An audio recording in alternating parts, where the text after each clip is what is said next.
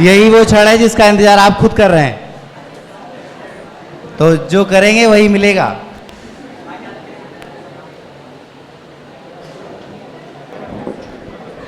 जैसा कि आपको पिछले टर्न पे बताया गया था, आ जाए आप,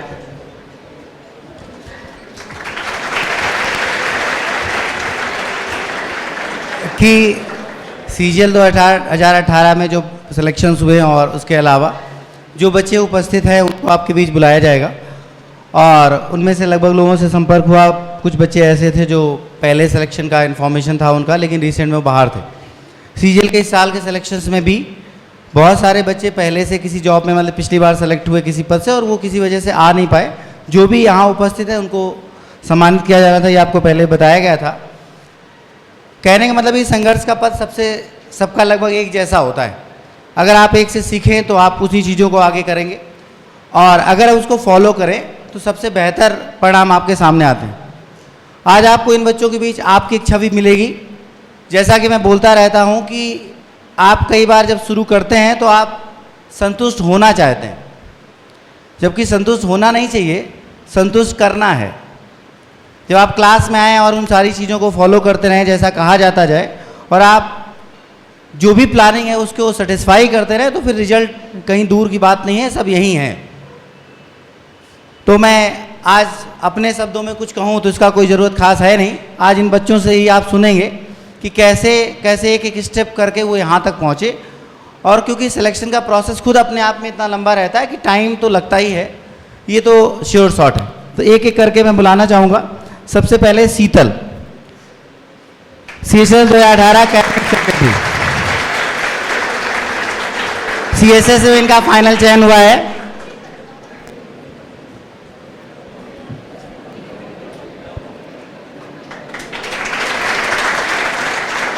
ये बच्चा लगातार मेहनत, अभी जैसे 2 मिनट पहले ही बात हुई तो ये हुआ कि बस जब आए थे तो कुछ समझ नहीं आता, लेकिन बच्चे धीरे धीरे चीज़ें स्टार्ट हुई। तो मैंने जैसा कहा कि आज मैं कुछ ना कहूँ ज़्यादा बेहतर है। सबसे बेहतर आप इन बच्चों से सुने। 2 मिनट का समय, और इसी समय में शीतल पूरी कहानी को प्रयास करें डिस्क्राइब करने का, और बताएं कि कैसे कैसे स्टेज से अगर चला जाए तो कुछ भी असंभव नहीं है। जो सबसे ऊपर भरा वो सबसे पहले मिला, जैसा कि मैंने अपने बारे में पहले आपको बताया। शीतल,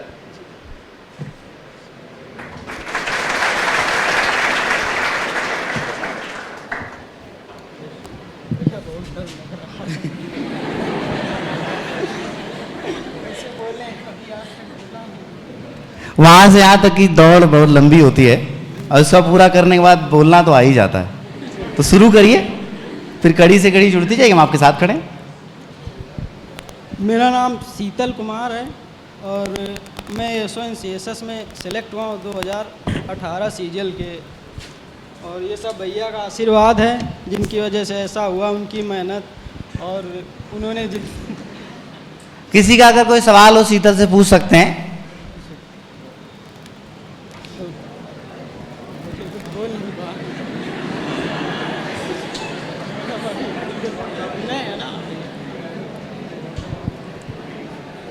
क्या बोले भैया, मैं समझ नहीं।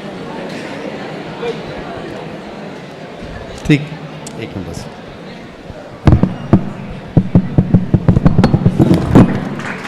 नेहा सोनी, CSS।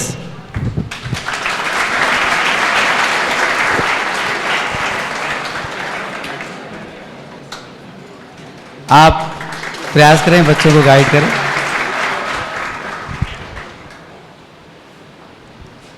सर खड़े हैं तो उनके सामने मैं क्या ही बोलूं, कुछ समझ में नहीं आ रहा। बस इतना है कि जो कुछ भी है हम तो सब सर का ही है। मैं एक बहुत ही ऐसी फैमिली से बिलोंग करती हूँ जहाँ पे ग्रेजुएशन भी मैंने फ़र्स्ट टाइम किया। मैं पहली अपनी लड़की थी घर की जिसने ग्रेजुएशन किया। घर से बहुत ज़्यादा फोर्स था, शादी शादी शादी, बार बार रोते थे नहीं जॉब करनी है। तो सर से ही मोटिवेशन लेते थे। हिस्ट्री से लेकर के इंग्लिश, ज्योग्राफी, मैथ्स, सब सारी, मतलब कि सब कुछ सर ने बताया हमें। और एक इंसिडेंस है सर, बताएं। मतलब मेरा क्वेश्चन, हम बहुत क्वेश्चन करते थे सर से। तो फर्स्ट टाइम जब हम सर के पास गए, मतलब बहुत बार जाते थे, तो सर बोले कितनी बजे तक पढ़ती हो? सर 11-12 बजे तक। कितने बजे उठती हो? सर 6 बजे। 6-7 घंटे की नींद हो रही है? हाँ सर। तब तक पढ़ो जब तक आंखें लाल ना हो जाए। वो बस मतलब हमें सच में कुछ नहीं मालूम था प्रिपरेशन क्या होती है, कैसी होती है, एसएससी क्या होता है, कितने सब्जेक्ट होते हैं, क्या क्या पढ़ना होता है। वो जैसे कबीर जी को वो लेटे थे तो मंत्र मिल गया था ना, मुझे मंत्र मिल गया। तब तक पढ़ना जब तक आंखें लाल नहीं हो जाती। बस sir, thank you so much sir for this. किसी का कोई क्वेश्चन? किसी का कोई क्वेश्चन? सबसे लास्ट में पूछिएगा, सब बच्चे एक साथ आंसर करेंगे, ठीक है?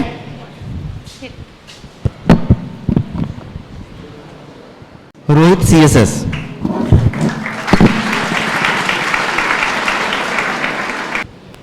जैसा पिछली बार एक स्टूडेंट थी दीक्षा, आपको याद होगा पिछली बार जो बच्चे रहे हों या उन्होंने पिछली बार का प्रोग्राम देखा हो, तो दीक्षा का एक्साइज इंस्पेक्टर में चयन हुआ था और मैंने बताया था कि बीच में दीक्षा एक दिन आई, उन्होंने बोला कि हमको एक्साइज इंस्पेक्टर चाहिए।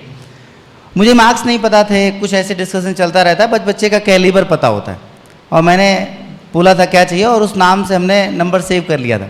ऐसा नहीं कि कल कुछ लोग आ जाएं और कहें कि नंबर सेव कर लो मेरा भी हो जाएगा, ऐसा नहीं होता। पहले दिखाना होता है, गुरु के नज़दीक पहुंचना होता है। बहुत सारी चीज़ें जो अपने मुंह से नहीं कही जा सकती वो बिना शब्दों के ही आप समझ भी पा रहे होंगे।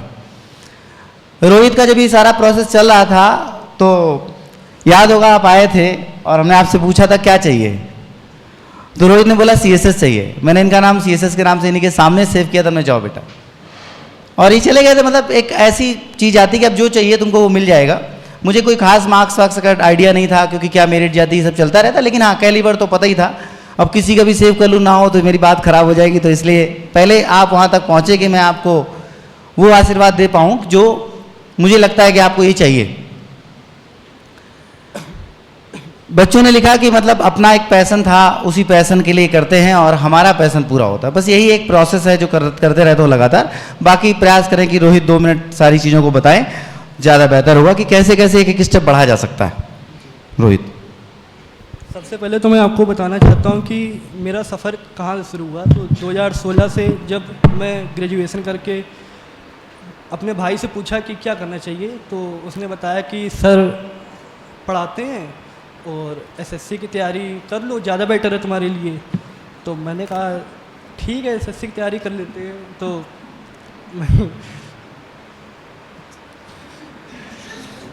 फिर हमने यहाँ पर आए तो सर को देखा, उनसे सीखा, मैथ पढ़ना स्टार्ट किया। धीरे धीरे मैथ में अच्छे नंबर आने लगे, फिर धीरे से इंग्लिश अपनी मजबूत करी।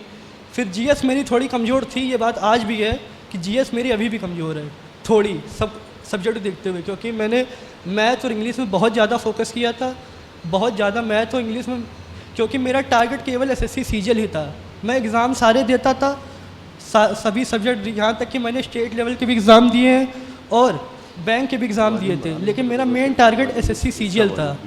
और एसएससी सीजीएल तैयारी करते करते मैंने डेली शायद ही कोई ऐसा दिन हो जो मैंने मैथ और इंग्लिश ना पढ़ी हो। यहाँ तक कि पेपर के आखिरी समय से एक दिन पहले तक भी मैंने मैथ इंग्लिश पढ़ी है। जीएस में मैंने ज़्यादा फोकस नहीं किया था, पढ़ लेते थे, मन भी नहीं करता था जीएस पढ़ने का, इसलिए। और फिर सीजीएल में 2018 में मेरे 600 में 550 नंबर आए थे।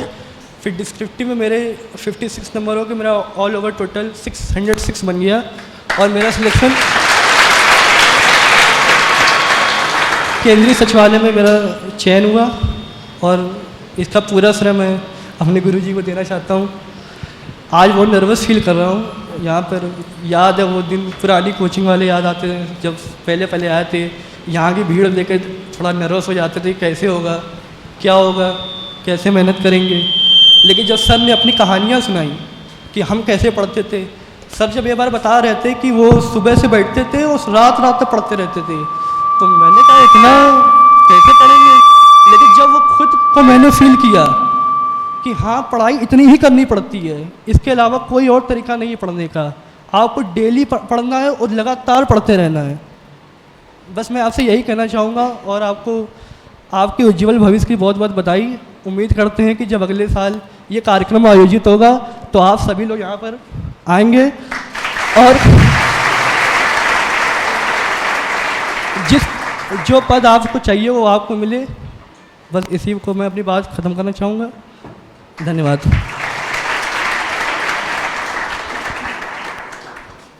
सारी चीज़ें वही हैं जो रेगुलर प्रयास में रहती हैं, और बस मैंने बताया कि आप बस उसको फॉलो करते जाएं, चीज़ें अपने आप बढ़ती जाएंगी। इसके बाद रजत एक्साइज इंस्पेक्टर।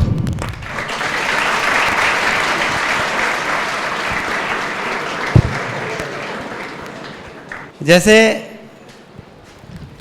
हर स्टेप बढ़ता है वैसे ही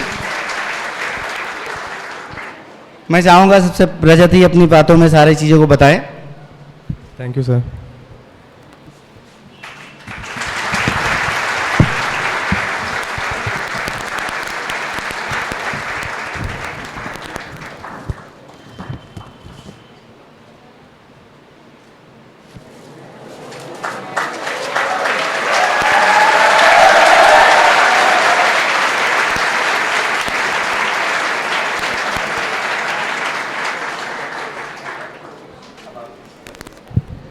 हेलो एवरीवन, कैसे हो भाई साहब?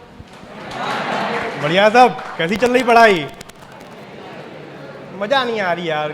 बताओ कैसी चल रही है? कैसी चल रही? मज़ा नहीं आ रही यार। यही हो। देखो, बढ़िया पढ़ाई करनी है। यहाँ पे जो भी आ रहा है ना, मेहनत है, मेहनत है। मेहनत करोगे सब कुछ मिलेगा, यहाँ तक पहुँचोगे। ठीक है, मेहनत और साथ में त्याग भी करना पड़ता है इन सब चीज़ों के लिए। ठीक है, जब सीख जाओगे मेहनत और त्याग करना ना, सब मिल जाएगा। और यहाँ आने के लिए बहुत ज़्यादा नहीं कि 2-4 साल रगड़ रहे हैं तब आएंगे। 1 साल 1.5 साल पढ़ लो कायदे से, यहाँ तक पहुँच जाओगे आप लोग। अभी हम भी आए थे सर के यहाँ पहली बार, तो पीछे वहाँ जब कोचिंग चलती थी तो पीछे बैठे हुए थे। देखा भीड़ भाड़ है, ज्योमेट्री चल रही थी, कुछ आता नहीं था। एक दिन पढ़े भाग गए कुछ समझ में नहीं आना था, चले गए। मैं कुछ समझ में नहीं आ रहा, चले गए वापस। फिर थोड़ा बहुत ऐसे चल रहा था। फिर एक दिन का आप करना है, गए सर के पास आए। फिर जब सर से बात करी फर्स्ट टाइम, तब कुछ समझ में आया कि क्या है दुनिया, क्या है मतलब। और आप लोग जानते ही हो सर की, तो सर की मेहनत देख के मेहनत करने का मन होता है। मानते हो कि नहीं? मानते हो ना?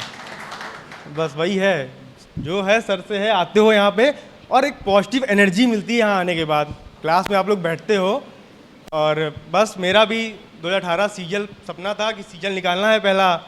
2018 वाला आया, एग्ज़ाम नहीं हुआ, 2019 में हुआ। अब वेट कर रहे हैं कब होगा, क्या होगा। नहीं हुआ। फिर मतलब रिज़ल्ट पेंडिंग, ये वो चल रहा था। बीच में बैंक का एग्ज़ाम दिया, हो गया। करना है, लेकिन जब जहाँ जाना होता है वहाँ तक रुकते नहीं हो आप। तो बस इसी दिन का इंतज़ार था, सीजल में हो जाए बस। सर की बाकी जानते ही हो आप लोग।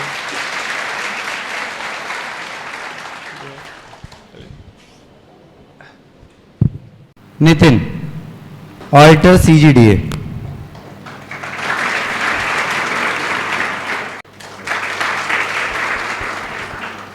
बिना कुछ कहे नितिन अपनी बात स्टार्ट करें। अप्रैल 2016 में पुरानी वाली अर्थ अकेडमी कोचिंग में एडमिशन लिया था। तो अर्थ अकेडमी में केवल एक ही संवाद से अंगणित खत्म हो जाती है।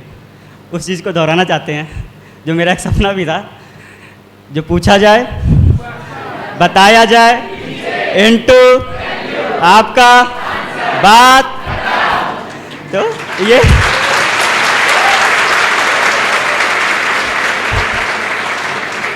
ये मेरा सपना था। जब हम 2016 में आए थे इंटरमीडिएट करने के बाद, तब से हमने सोचा था कि हमें ये चीज़ ज़रूर बोलना है। 2018 में जब सीजल पहले प्रथम प्रयास देंगे तो हमें सिलेक्शन लेके ये चीज़ ज़रूर बोलनी है। और आज ये मेरी चीज़ पूरी हुई है, और ये हमें बहुत अच्छा लग रहा है ये चीज़ बोल के। मतलब ये तो सपना एक था कि बोलना है, ये चीज़ बोलनी है। हमने सर से 2-3 बार ये चीज़ बोली है कि हम सर ये चीज़ ज़रूर बोलेंगे, और आज ये चीज़ हमने बोली। बहुत अच्छा फील हो रहा है, और डर भी बहुत ज़्यादा लग रहा है। पैर एकदम थर काँप रहे हैं। और सर की मेहनत आपने सुना होगा, सर के इंग्लिश के लिए ज़रूर सुना होगा। सर ने बहुत बार इस चीज़ को बताया होगा कि इंग्लिश में कैसे उनके नंबर आए थे। और फिर जब उन्होंने इंग्लिश में 200 में से 195 नंबर लेकर आए, तो वो सब कुछ बताता है कि 200 में 195 कैसे आए। उसकी बताने की कुछ ज़रूरत नहीं है कि कितनी मेहनत उसके पीछे थी, वही एक सफलता का मतलब उससे आप प्रेरणा ले सकते हैं कि आप पर डे किसी सब्जेक्ट में अगर पीछे हैं तो उसको रोज़ प्रैक्टिस कर करके अपने आप को बेस्ट बना सकते हैं उस चीज़ में। तो यही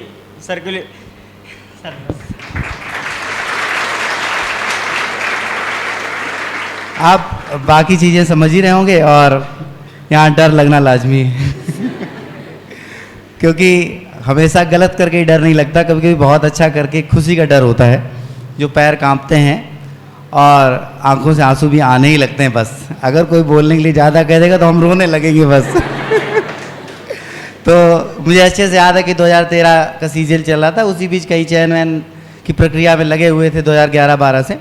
और जब 2013 में पोस्ट ऑफिस का सिलेक्शन हुआ मेरा पहली बार एक पद के लिए, तो वो इन्फॉर्मेशन मुझे तब मिली थी जब मेरा ज्वाइनिंग लेटर आ गया था और हमारे पास कोई परमानेंट एड्रेस नहीं था, तो मित्र के घर का एड्रेस में भरता था। और वो ज्वाइनिंग लेटर लेके अपने बाबा का स्कूटर लेके हमारे पीछे पीछे आया कि बोले कहाँ हो, मैं आ रहा हूँ। तो मुझे ज्वाइनिंग लेटर थमाते ही बोला कि अब खर्चा पानी तो लगेगा तो हमने जेब देखी तो कुछ ही पैसे थे जो थे तो उसको दे दिए, अपने जॉब जो कर सकते हो आराम से पार्टी करो। और उसके बाद उस दिन मैं बहुत रोया था। तो ये सामान्य बात है, कोई असामान्य नहीं, तो ज़्यादा डरने की ज़रूरत नहीं है, ठीक है, अच्छे से करिए बस। उसी श्रृंखला में दीपांशा तिवारी ऑडिटर CGDA, ये सब प्रथम प्रयास। दीपांशा अपनी बात कहें। Thank you so much. First of all, good morning to all of you. मेरा नाम दीपांशा तिवारी है and today it is really a momentous for me before all of you and I have selected as auditor CGDA. मैं चाहती हूँ एक बार जोरदार तालियां इस संस्था आर्थ अकेडमी के लिए।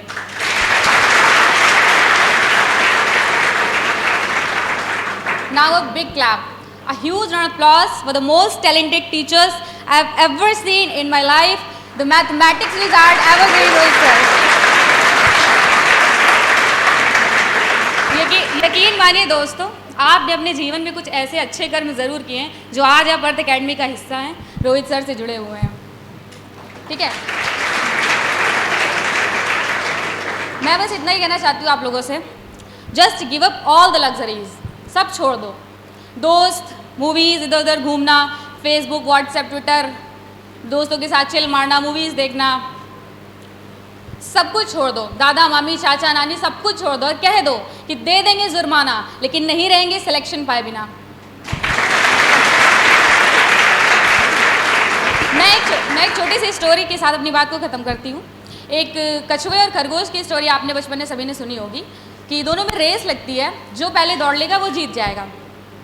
खरगोश बहुत तेज़ दौड़ता है और अंत में जाके एक पेड़ के नीचे सो जाता है, ये सोचकर कि कछुआ तो अभी बहुत पीछे है, और कछुआ आता है और वो रेस जीत जाता है। एंड वो स्टूपिड राइटर नीचे लिखता है, slow but steady wins the race, slow but steady wins the race my foot. वो खरगोश बेवकूफ़ था जो सो गया था। हर दौड़ने वाले खरगोश बेवकूफ़ नहीं होते, वो सिर्फ दौड़ते और जीतते हैं। Thank you. आप लोगों से बात करके बहुत थैंक यू। इसी सीरीज में जो उपस्थित हैं अंकित, ऑडिटर CGDA।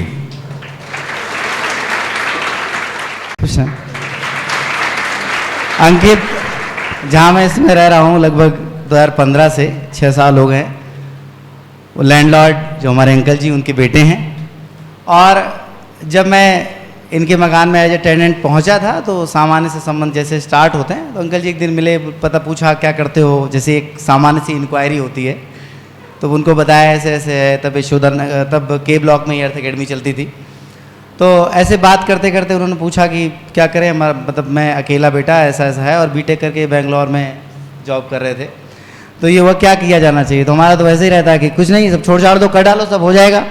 तो हमने उनको भी वैसे ही कहा था, डर के साथ कहा कि कल को अंकल जी ये कहेंगे देखो बुलाया था, हुआ नहीं अब ऐसा करो तुम अपना देखो, अब यहाँ नहीं रहना तो फिर उसके बावजूद हमने बुलाया। खैर ये बात रही, ये आए और फिर लगातार प्रयास करते रहे। बीच में बैंक के रिजल्ट्स आए और बैंक में इसमें SBI में सेलेक्ट हुए पहले, और फिर इनका CGL का बड़ा सपना था लंबा सा। हम तो बीच में भी कहते थे कि तुमको कानपुर पोस्टिंग मिल गई, आराम से नौकरी कर रहे हो, अकेले लड़के हो, क्यों परेशान हो रहे हो। लेकिन फिर भी नहीं, सपना है, करना है। तो फिर ये हर जब भी समय मिलता था तो गाइड करते रहते थे, क्योंकि पढ़िए पहले चुके थे। और उसके बाद मतलब इसका सीजीएल इस बार जो ही पद चाहते थे कि मतलब जो भी मार्क्स थे उस रिलेवेंट जो चाहते थे उनको मिला, और उस दिन से खुशी की लहर है। बाकी अंकित कुछ शब्दों में बात पूरी करें।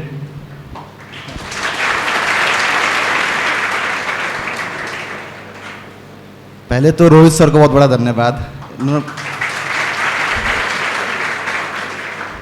टीचर तो एसएससी के हमारे बाद में बने थे, गाइडेंस लेके शुरू से भैया की अभी भी गाइडेंस हमेशा रहती है। जब भी कोई भी दिक्कत हो भैया हमेशा गाइडेंस के लिए हैं। पहले बैंक के लिए गाइड किया, फिर एसएससी के लिए, और इसी तरह से फिर सिलेक्शन हो गया।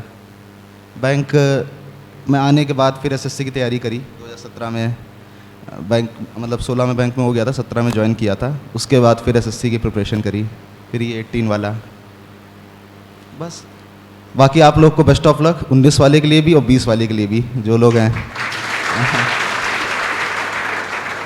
थैंक यू अंकित। इसी श्रृंखला में जो उपस्थित हैं विकास TACBDD, लंबा और अथक प्रयास। बाकी पूरी बात मैं यहाँ पर मेरा इंग्लिश पोर्शन एवरेज था, जो मैं यहाँ हूँ सर के मार्गदर्शन गाइडेंस से हूँ। और मैंने अगस्त 2018 से चालू किया था तैयारी करना। Thank you. Anamika Vajpayee TACBDD। मैं चाहूँगा गर्ल्स के सामने बड़ी डिफरेंट टाइप की प्रॉब्लम्स आती हैं, उनको क्रॉस करके आगे बढ़ना होता है। तो अनामिका बिना हिचक के कुछ वर्ड्स में ये सारी बातें बताएं कि कैसे इन सारी समस्याओं को भी क्रॉस किया जा सकता है। कुछ नहीं बोलेंगी आप, निःशब्द ही समझ लें, जैसे समझ जाना चाहिए कि सफलता के स्टेप्स।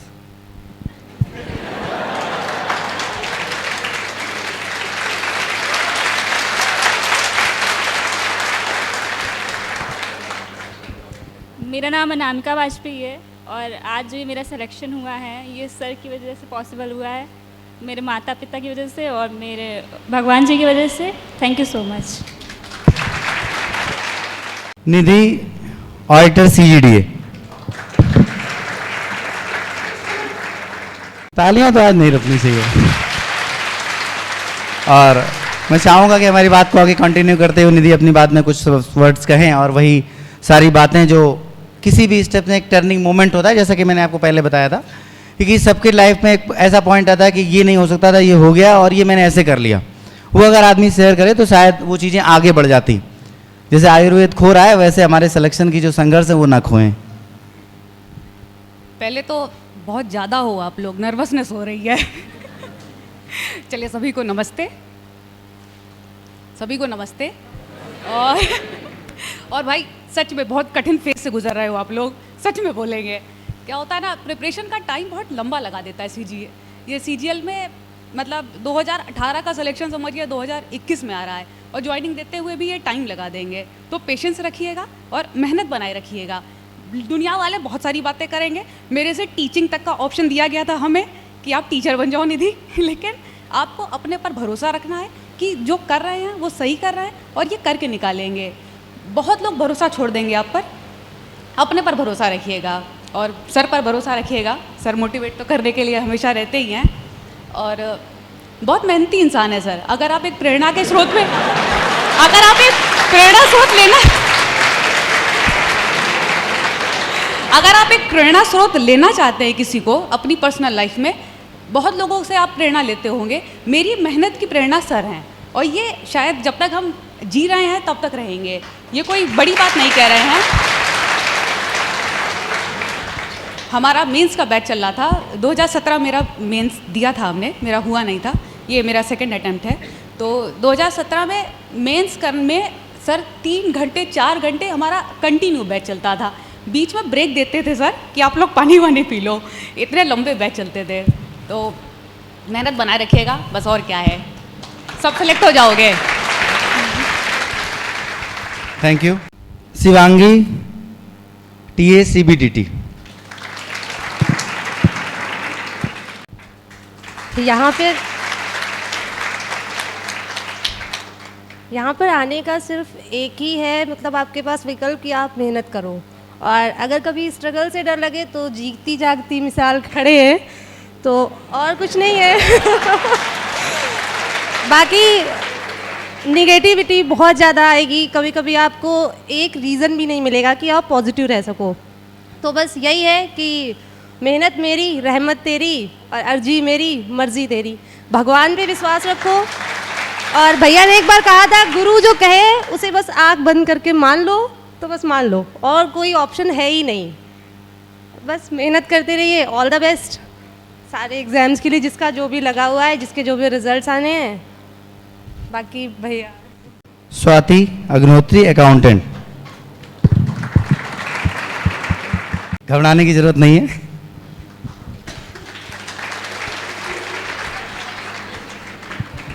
कह रहे हैं बोल नहीं पाएंगे भाई। आप समझ जाओ कि हमने मेहनत करी है।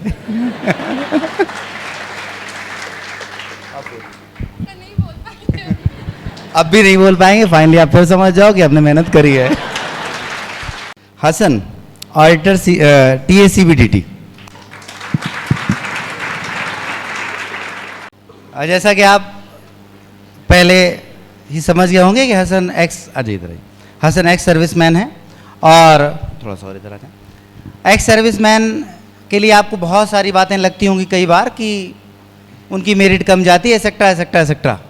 लेकिन कभी ये भी सोचो कि जिस एज में पहुंच के और 50 तरीके की रिस्पॉन्सिबिलिटीज़ को क्रॉस करके आपके पास जरा सी कोई रिस्पॉन्सिबिलिटी आती है, आपकी तैयारी हैम्पर होती है, उनके पास तो रिस्पॉन्सिबिलिटी का अंबार होता है। और जिनको वो लंबे समय से उठाते आ रहे होते हैं, और उनको जब अर्थ एकेडमी आते हैं तो कहा जाता है सब छोड़ दो। तो यही कहा जाता है कि सब छोड़ना पड़ेगा। चल नहीं, ये कैसे चल पाएगा, ऐसा करो सबको गाँव भेज दो, तुम यहाँ कमरा लेके रहो, कुछ नहीं हो पाएगा, इसे नहीं कुछ हो पाएगा। तो वो सारी चीज़ें करने में अपने आप में जो है अलग बात है। बहुत सारे एक्स सर्विसमैन आते हैं और खैर चैन भी देते हैं, ऐसा नहीं है, लेकिन बहुत आसान भी नहीं होता है। जैसे आपकी अपनी कैटेगरी में चीज़ें टफ हैं, उनकी कैटेगरी में भी चीज़ें टफ हैं। और वो चीज़ें जो वास्तव में, अब अगर वो यूनिफॉर्म जॉब छोड़ करके एक यूनिफॉर्म जॉब ही पाना चाहें तो बहुत आसान है, लेकिन अगर उससे ऊपर सिविल जॉब पाना चाहते हैं तो खैर मेहनत का ही काम है। ठीक है, बाकी हसन बात पूरी करेंगे। थैंक यू सर, धन्यवाद सर।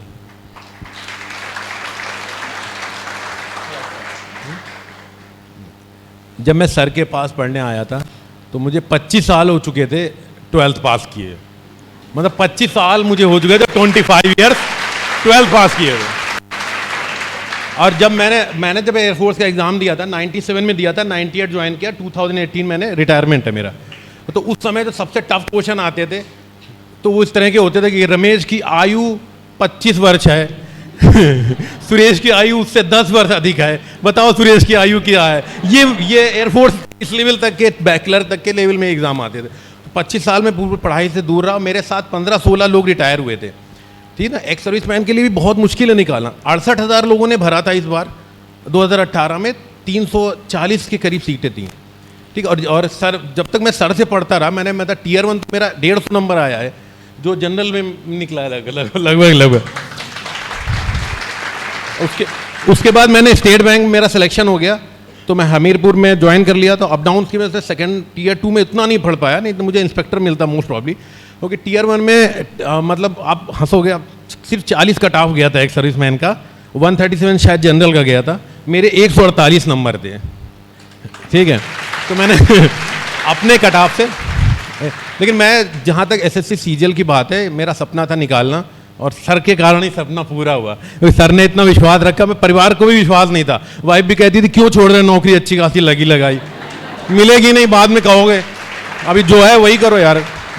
लेकिन सर ने आके, सर को लगा कि मुझे लगा सर की आंखों में, सर को विश्वास है कि हो जाएगा सिलेक्शन। और मैं जब आता था इनिशियली, तो ज़्यादा नहीं बोल रहा हूँ ना सर, ज़्यादा तो मेरे साथ 15-16 लोग हैं जो एयरफोर्स के जिन्होंने छोड़ी है।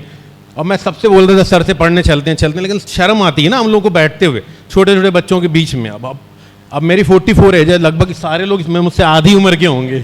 उनके साथ पढ़ना, और अब ऐसा भी नहीं क्लास में आप उतना नहीं, आपको अटेंड तो रहना ही पड़ेगा। तो सर ने काफ़ी दिया। और SSC CGL मेन मेरे हिसाब से धैर्य की परीक्षा है, धैर्य की परीक्षा है। आपको रोज़ पढ़ते रहना है, चाहे आप 2 घंटे 3 घंटे पढ़ो, लेकिन आपको रोज़ पढ़ते रहना है, एक भी दिन छोड़ना नहीं है। और इसकी प्रक्रिया काफ़ी लंबी है, तो वो समय ले लेती है, उसमें आपको धैर्य चाहिए होता है। तो मैं फिर से धन्यवाद दूंगा सर का। और आप सब लोगों को ये कहूँगा कि आप लोगों ने आप लोग बहुत लकी हो कि आपको इतना अच्छा संस्थान मिला है ना। तो सर के लिए भी एक बार ताली हो जाए, सर ने बहुत thank you sir. Anand, auditor CGDA।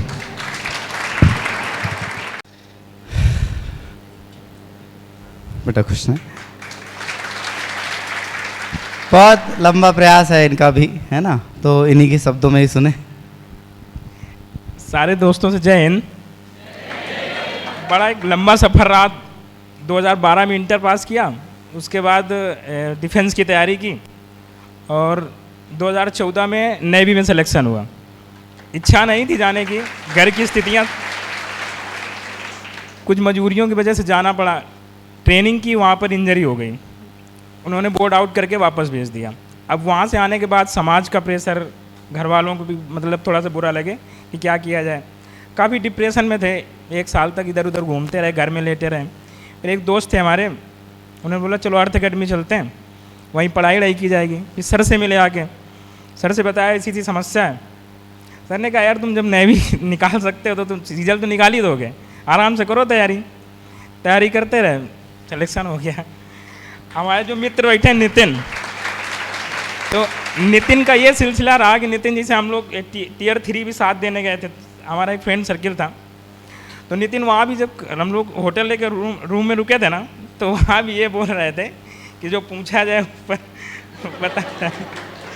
मतलब हम लोग जब ST भी देते थे तो इनका यही था कि अगर सर को याद करो बस लगे रहो।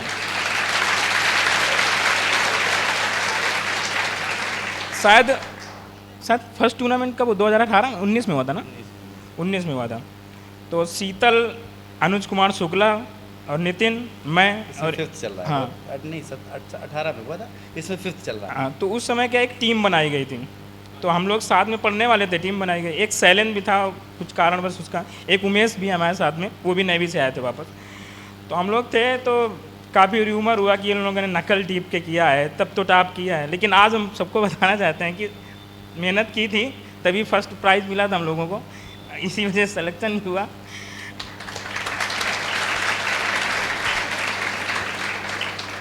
पढ़ाई के अलावा भी कभी भी कहीं भी कोई दिक्कत हो तो बस एक बार सर का चेहरा याद करो और बस जय हिंद बोलो, लगता है। थैंक यू आनंद। और टूर्नामेंट सीरीज 5th चल रहा है, मैंने पहले भी बोला है इस बारे में कि इस टूर्नामेंट से ये होता है कि जो इसमें टॉप में प्लान कर रहे होते हैं और मेहनत कर रहे हैं तो उनकी परफॉर्मेंस पहले दिख जाती है। बस लगातार आप भी प्रयास करते रहें। शिवम, TACBDT। मुझे कहने की ज़रूरत है नहीं। बहुत बहुत नमस्कार सभी को। बाकी तो सभी चीज़ों से आप परिचित हैं, प्रक्रिया से, कैसे सिलेक्शन लेंदी प्रोसीजर होता है। 2 चीज़ें मैं कहना चाहूँगा, पेशेंस और परसिवरेंस। ये 2 चीज़ें हैं जिन्हें हमें अंत तक बरकरार रखना पड़ता है। बाकी सभी चीज़ों से आप जानकारी में हैं कि टियर 1 कैसे होता है, टियर 2 कैसे होता है, लेकिन मैं टियर 3 पे ज़्यादा विशेष बिंदु में उसको दर्शाना चाहूँगा, क्योंकि हम सभी जानते हैं कि टियर 3 का महत्व बहुत ज़्यादा है। पर बाकी बहुत सारी अन्य संस्थाएं हैं जहां पे आपको हर तरह का मार्गदर्शन मिलता है, लेकिन टियर 3 के बारे में, टियर 4 के बारे में, CPT टाइपिंग के बारे में, इन सभी चीज़ों के बारे में विस्तार से हमें कभी जानकारी नहीं प्राप्त होती है। और शायद इसी वजह से बहुत सारे हम सभी में से लोग ऐसे होते हैं जो अपना मनचाहा ड्रीम जॉब नहीं पा पाते हैं। तो मैं इस संस्था का बहुत बहुत धन्यवाद करना चाहूँगा कि कानपुर नगर के अंदर इन चीज़ों को दर्शाने के लिए, इन चीज़ों पे हाईलाइट डालने के लिए कि जो चीज़ें हमारे सिलेक्शन या उसमें हमारी ड्रीम पोस्ट को अचीव करने में रुकावट बन जाती हैं। बाकी मैं सभी को, अपने आप को और आप सभी को सौभाग्यशाली समझता हूँ कि हम लोग को ऐसे प्रभावशाली व्यक्तित्व के धनी सर के सानिध्य का मौका मिल रहा है। और मैं अभी आप सबको बहुत बहुत शुभकामनाएं देता हूँ आपके उज्जवल भविष्य के लिए, और मैं इस संस्था के उज्जवल भविष्य के लिए बहुत सारी शुभकामनाएं देता हूँ। और यकीन मानिए, आज से जो सर ने शुरू किया था ये जॉइन द रेवोल्यूशन, ये कहीं ना कहीं हम सभी जानते हैं कि बहुत आगे जाने वाला है। बहुत बहुत धन्यवाद। Thank you. सूरवीर, अमीर रेलवे।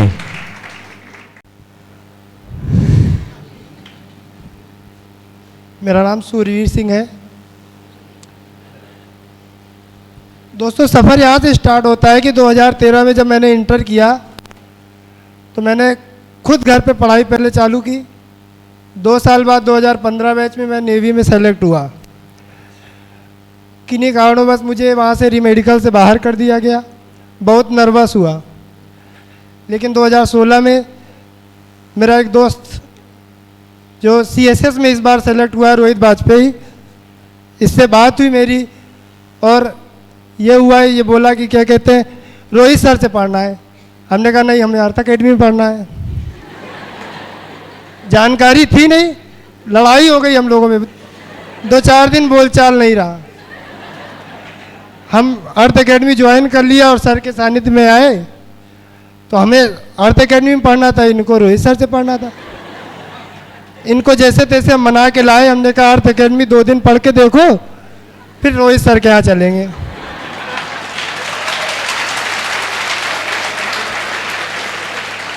अब इनको जैसे तैसे मना के साइकिल में बैठा के पीछे लेके आए, सर के पास आए। हफ्ते भर पढ़ा, इनको अच्छा लगा। ये हुआ कि रोहित सर को पता लगाया जाए पहले। फिर तो एक बार सर के पास गए, सर से पूछा सर का नाम क्या है, तो सर का नाम पता चला रोहित सर यही है। तो फिर हम लोग एक साथ एक जगह, सर एक ही जगह बैठते थे हम एक्चुअली काफ़ी लंबे समय तक क्या, मैं अभी जस्ट बिफोर फ्यू सेकंड्स मैं ऐसा बोलने वाला था कि आपके भाई रोहित भी सेलेक्ट हुए हैं। मतलब मैं इन दोनों को मानता ही नहीं था अलग अलग। अभी ये बता रहे दोस्त हैं, मैं मानता था ये भाई हैं एक दूसरे, ये बड़े हैं वो छोटे हैं। तो एक ही जगह सर बैठते थे हम लोग, पूरे साल एक जगह बैठे बिना छुट्टी किए। बस ये था कि नौकरी पानी है। पहले दोनों लोग लगे रहे, सर से मोटिवेट होते थे डेली। कभी एग्ज़ाम होता तो सर से मिलने आते थे दोनों लोग। बस ये था कि नौकरी पानी है किसी न किसी तरह से। तो हम लोग बिल्कुल मिस किए एक भी क्लास सर की।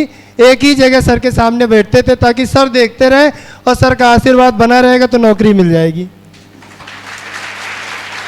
बस ये था कि सर का आशीर्वाद बना रहेगा तो नौकरी मिल जाएगी, इतना तो पक्का पता है। यही आप लोगों से कहना चाहते हैं कि आप लोग बिना किसी छुट्टी के बहुत रेगुलरिटी से पढ़ाई कीजिए और सर से जुड़े रहेंगे तो नौकरी 100% मिलेगी। मेरा 2 साल पहले मैकेनिकल इंजीनियर रेलवे में सेलेक्ट हुआ हूँ। CGL के लिए प्रयास कर रहा हूँ और बहुत जल्दी CGL भी सर के सानिध्य में निकालूंगा और आपके सामने दोबारा आऊँगा। Thank you. Gaurav, railway tournament test series का भी जब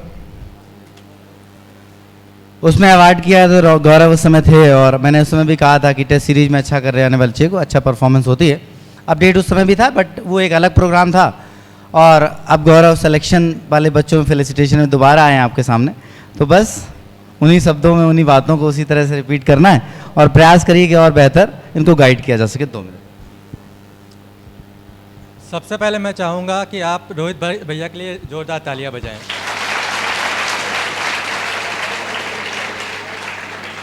इसका रीज़न मैं आपको बाद में बताऊंगा। अब मैं चाहता हूँ आप उन भाइयों बहनों के लिए तालियां बजाएं जो यहाँ आए लेकिन डर के मारे बोल नहीं पाए।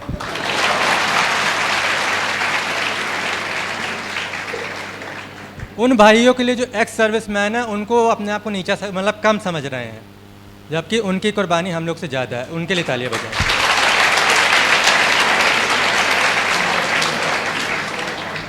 मैं जब यहाँ आया था मैंने हसन भाई से बात की। उन्होंने भी अपने आप को ऐसे समझा कि हम कम कर रहे हैं, हमारा स्कोर कम है और हमारा कट ऑफ कम जाता है। बल्कि वो एक ऐसे टाइम पे जब हम लोग उम्मीद नहीं कर सकते कि हम लोग 40 साल या 50 साल के बाद की ज़िंदगी के बाद हम आके पढ़ाई करेंगे, उन्होंने फिर भी आए, हम लोग के बीच बैठे। और मैं इनको जानता हूँ, जब डिस्क्रिप्टिव का पेपर हो रहा था, जब यहाँ पे भैया बैच चलाते थे डिस्क्रिप्टिव का, तो हम उनको तब से जानते हैं। हम जब ये आए तो मुझे बड़ी खुशी हुई और इनके लिए तालियां होनी चाहिए।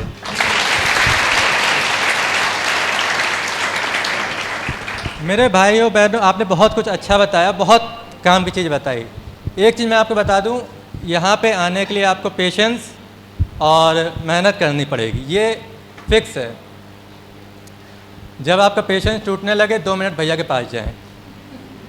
मैंने हमेशा ये किया है, जब मैं परेशान होता था, पढ़ाई नहीं कर पा रहा था, कुछ परिस्थितियाँ ख़राब होती थी, मैं भैया के पास 2 मिनट बैठता था, उनसे थोड़ी बात करता था और नॉर्मल फील करके वापस चले जाता था। कई दोस्त मुझे ये समझते थे पता नहीं करता क्या वहाँ जाके।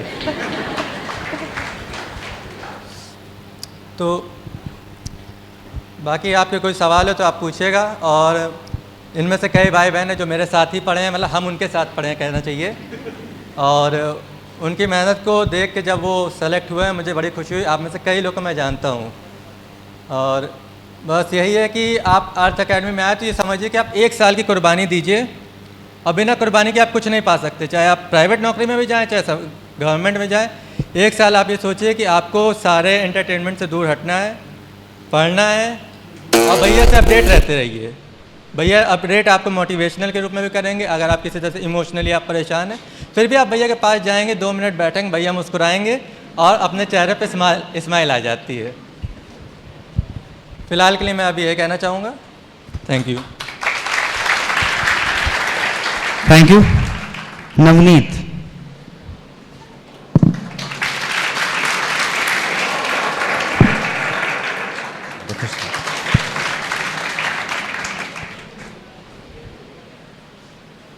गुड मॉर्निंग सभी को। आप लोग नर्वसनेस देख सकते होंगे, मैं पहली बार आया हूँ यहाँ पर, और इससे पहले मैंने कभी बोला नहीं, और कुछ मेरे पास इतना खास है भी नहीं बताने के लिए, क्योंकि मेरा सिलेक्शन केवल MTS के पद पर हुआ है। लेकिन इस बात पे मैं रोकना चाहूँगा, क्योंकि ये तो मतलब अगर आप सोच रहे हैं तो आप बिल्कुल गलत सोच रहे हैं नवनीत। रीज़न ये कि SSC में किसी पद पे चयन पाना ये अपने आप में कुछ अलग होता है, ठीक है। और यहाँ पे नॉलेज इंपॉर्टेंट नहीं होता, नॉलेज का रिजर्वर कॉन्सेप्ट है। SSC में अगर आप किसी पद पे चयनित होते हैं, एग्जैक्टली ऑल ओवर इंडिया किसी के लिए चयनित होते हैं, तो आपका नॉलेज लगभग वही है जो एक इंस्पेक्टर बनने वाले का है या टॉप का पद पाने वाले का है। जी कुछ सर्कमस्टेंसेस होते हैं, आपका दिमाग कुछ टाइम नहीं चला, हो सकता है किसी मॉक टेस्ट में आप ज़्यादा नंबर लाए हो, लेकिन एक्चुअल पेपर में ऐसा नहीं होगा। किसी आगे लगातार प्रयास करते रहिए, जो आपका सपना वो पूरा होगा। पहली बार मैं भी इंस्पेक्टर नहीं बना था, तो इस बात को तो बिल्कुल दोहराना ही नहीं है। आप खुल के बोलिए। सर के बोलने से थोड़ी सी हिम्मत तो आई है। हालांकि 2018 में ही मैंने तैयारी चालू की थी, सर के पास आया था, सर ने गाइडेंस दिया। 18 में मेरा कुछ कारणवश नहीं हो सका है, लेकिन सर का आशीर्वाद रहा तो 2019 में मुझे डिजायर्ड पोस्ट मिलेगी। जय हिंद। Thank you. अनमोल, आप एक्साइज इंस्पेक्टर। जो बात अभी नवनीत रिपीट कर रहे थे कि मतलब किसी पद पे हुआ, मैं ऐसा कुछ कहना नहीं चाहता हूँ, उसका एग्जाम्पल अनमोल आपके सामने है। तो पहली बार कोई इंस्पेक्टर नहीं बनता, अभी एक्साइज इंस्पेक्टर हैं। हेलो।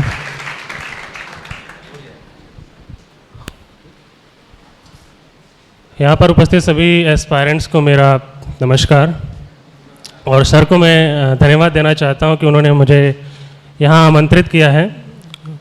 और मैं ज़्यादा कुछ नहीं बोलना चाहता हूँ कि अब सभी एस्पायरेंट्स यहाँ पर जो बैठे हैं वो देख रहे हैं कि SSC के हालात क्या हो चुके हैं, और जो नौकरी हैं वो धीरे धीरे कम होती चली जा रही हैं। तो इस समय वर्क हार्ड करने का मतलब नहीं है, वर्क स्मार्ट करने का मतलब है। और यहाँ पर जितने भी शिक्षार्थी या परीक्षार्थी जो भी सेलेक्ट हुए हैं, मैं उनको भी धन्यवाद देना चाहता हूँ कि वो लोग भी यहाँ पर आए और आप लोगों का बढ़ाया और आप लोगों को अपने टिप्स वगैरह दिए। बाकी आप सभी लोगों को पता है कि आगे तैयारी क्या करनी है और कैसे अपने फ्यूचर के लिए आगे बढ़ना है। और सर को मैं धन्यवाद देना चाहता हूँ कि एक बार फिर से कि आपने यहाँ पर मुझे सम्मानित किया, इसके लिए मैं आपका धन्यवाद दूँ। Thank you. Rishabh, TACBDT। Rishabh अपने यहाँ Tier 3 के लिए आते थे और एक्चुअल क्लास शायद नहीं हो पाई है, नहीं हुई है। गुड मॉर्निंग सभी को।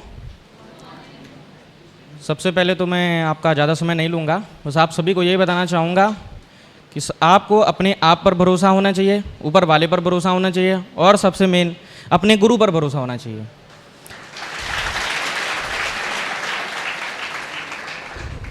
क्योंकि गुरु के बिना ईश्वर की प्राप्ति बिल्कुल नहीं हो सकती है, और आपका जो मेन एम है वो सर ही प्राप्त करा सकते हैं।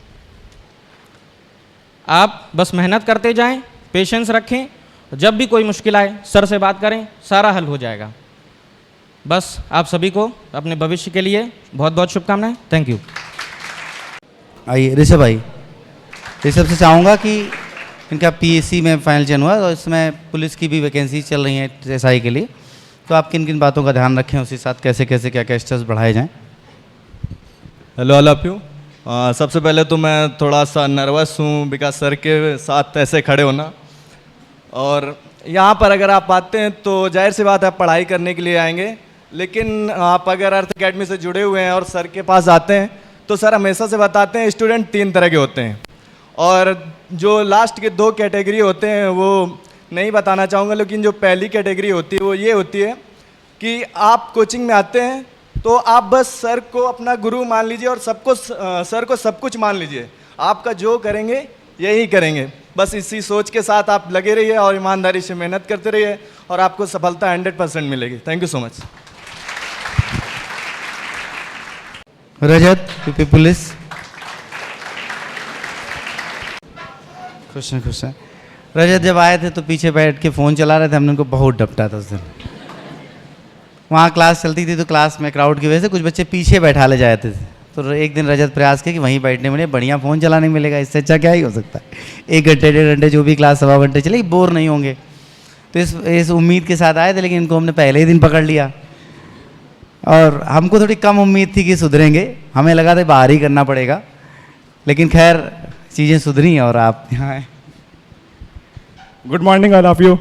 जैसे भैया ने बताया है सच्चाई है कई, और एक बार तो भैया ने मैं क्लास से बाहर कर दिया था। मतलब जिस दिन भैया ने क्लास से बाहर किया था फिर दिमाग में एक ही चीज़ आ गई थी कि नहीं अब सिलेक्शन लेना है और चाहे जैसे लेना है और भैया के जैसा ही बनना है।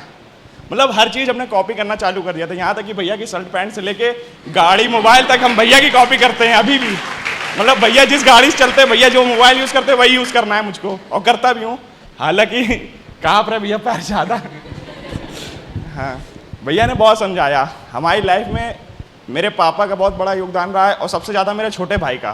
पापा तो कभी कभी गुस्सा हो जाते थे, तू नहीं पढ़ सकता, कुछ नहीं कर सकता लाइफ में, तू बस लोफड़ी कर, लड़ाई झगड़ा कर। पर मेरा छोटा भाई वो हमेशा सपोर्ट करता था। मतलब यहाँ तक कि उसने ही भैया पैसे दिए, कॉपी किताबें वही देता था जब पापा गुस्सा हो जाते थे। मतलब जॉब भी उसने की, लेकिन उसने ये कहा कि नहीं भैया पढ़ेगा, और आज भी हम सेलेक्ट है। मतलब तब से आज तक 4 पेपर भी निकाल चुका हूँ मैं, और आगे प्रयास जारी है, अभी एम पूरा नहीं है मेरा। Thank you.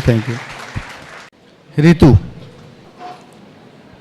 बैंक में इनका फाइनल सिलेक्शन हुआ है और अभी कुछ प्रोसेस बाकी है, मतलब डॉक्यूमेंट वगैरह जमा करने का, लेकिन फिर भी फाइनल चयन नहीं माना जाएगा।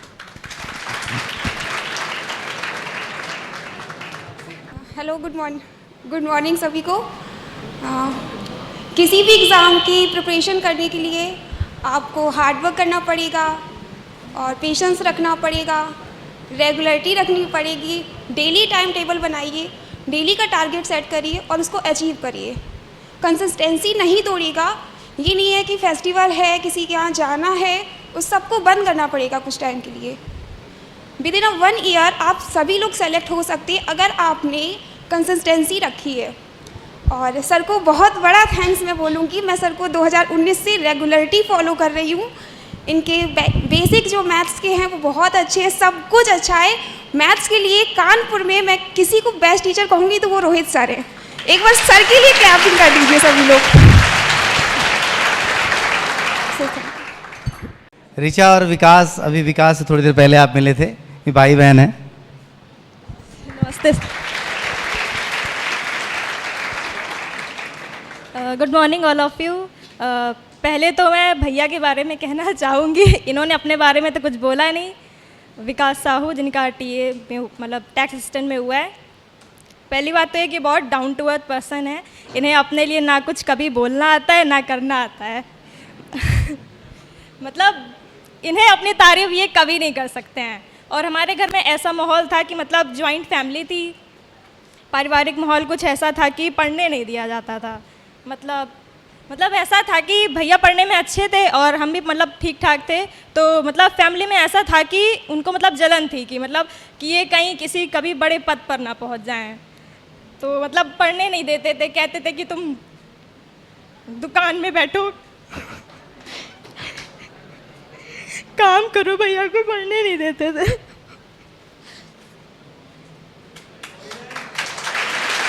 पैर रखें।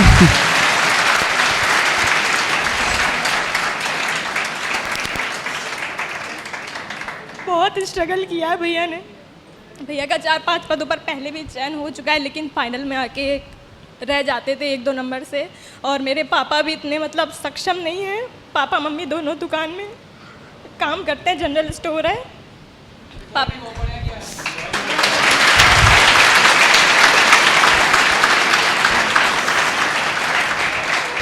पापा चल नहीं पाते हैं, मतलब मम्मी पे बहुत ज़्यादा लोड रहता है।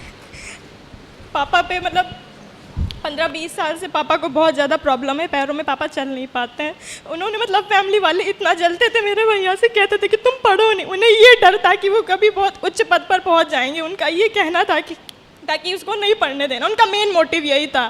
फिर जॉइंट फैमिली हम लोग की अलग हो गई, फिर बहुत ज़्यादा लोड आ गया पापा मम्मी पे। और भैया के भी एग्ज़ाम चल रहे थे CGL के, तो ये था कि पापा ने जैसे तैसे करके अपना सब अरेंज किया। पापा मम्मी दोनों दुकान में बैठते हैं, अभी भी करते हैं। हम दोनों को कभी कुछ काम नहीं करने देते हैं, कहते हैं कि आप लोग बस पढ़ो। बस इतना ही कहना चाहूँगी, वो अपने लिए कभी कुछ नहीं कहते हैं।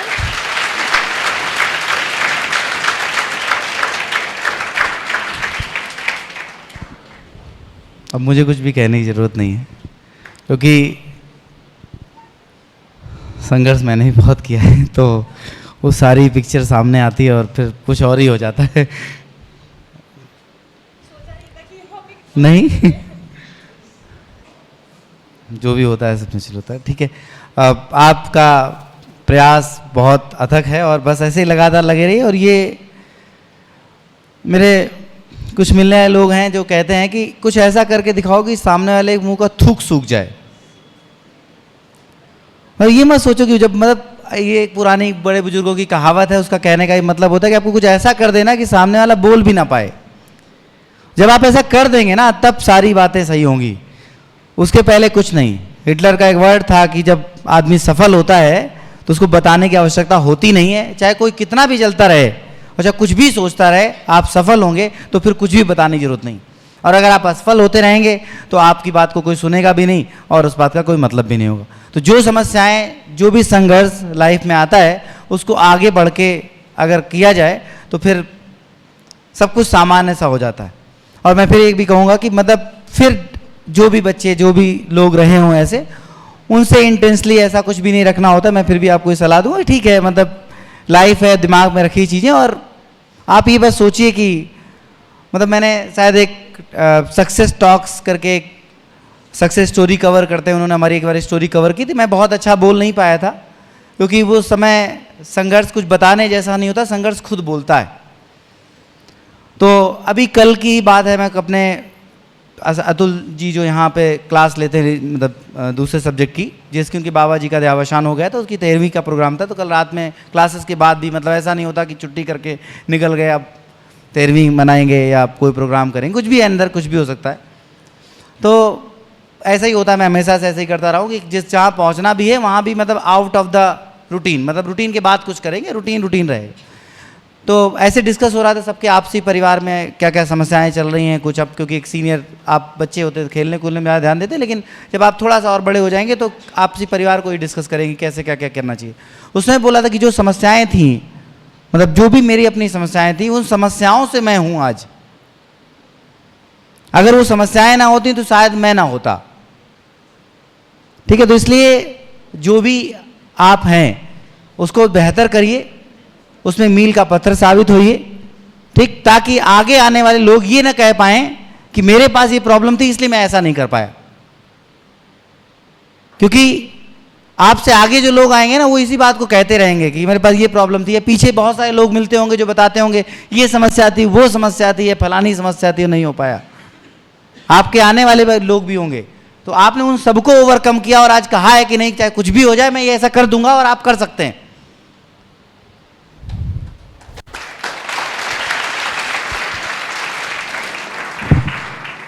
जुबैर,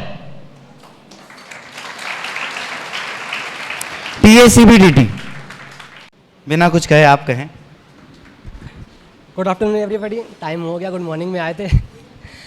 और वैसे तो बहुत कुछ है बताने को, लेकिन कुछ चीज़ों से स्टार्ट करेंगे, जैसे शायद आपको इंस्पिरेशन मिले उससे। बाकी तो भैया तो बताते रहते हैं कैसे तैयारी करनी है। 2017 के लास्ट हाफ में आए, ज्वाइन किया भैया को, और उसके बाद जो है शुरुआत में तो समझ नहीं आ रहा तैयारी क्या करना है क्या नहीं करना है।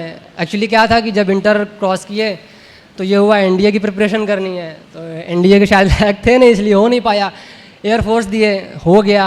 तो भैया भी डिफेंस में थे, बोले कि नहीं अगर आना तो ऑफिसर बन के आना, अदरवाइज़ तुम कुछ और कर लो। तो फिर ये हुआ कि कुछ और देखते हैं।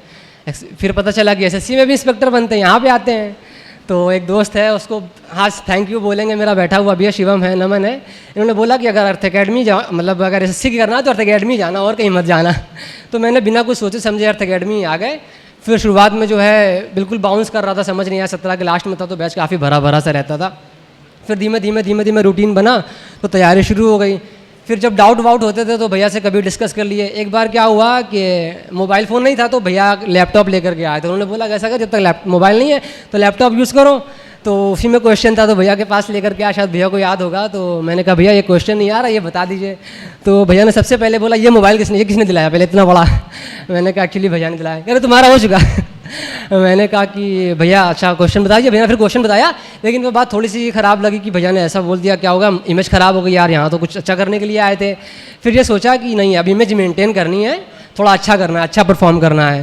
तो फिर धीमे धीमे तैयारी करते रहे, और उसके बाद में क्लास टेस्ट में अच्छा परफॉर्म किया, टूर्नामेंट में हुए उसमें भी अच्छा परफॉर्म किया। तो एक वक्त आया कि भैया जानने लगे थे कि हाँ ये लड़का भी है अच्छा। तो भैया बोलते करते रहो हो जाएगा पक्का। तो बस वही है जो आज यहाँ पर आ गए हैं, और भैया को बहुत बहुत थैंक यू बोलेंगे।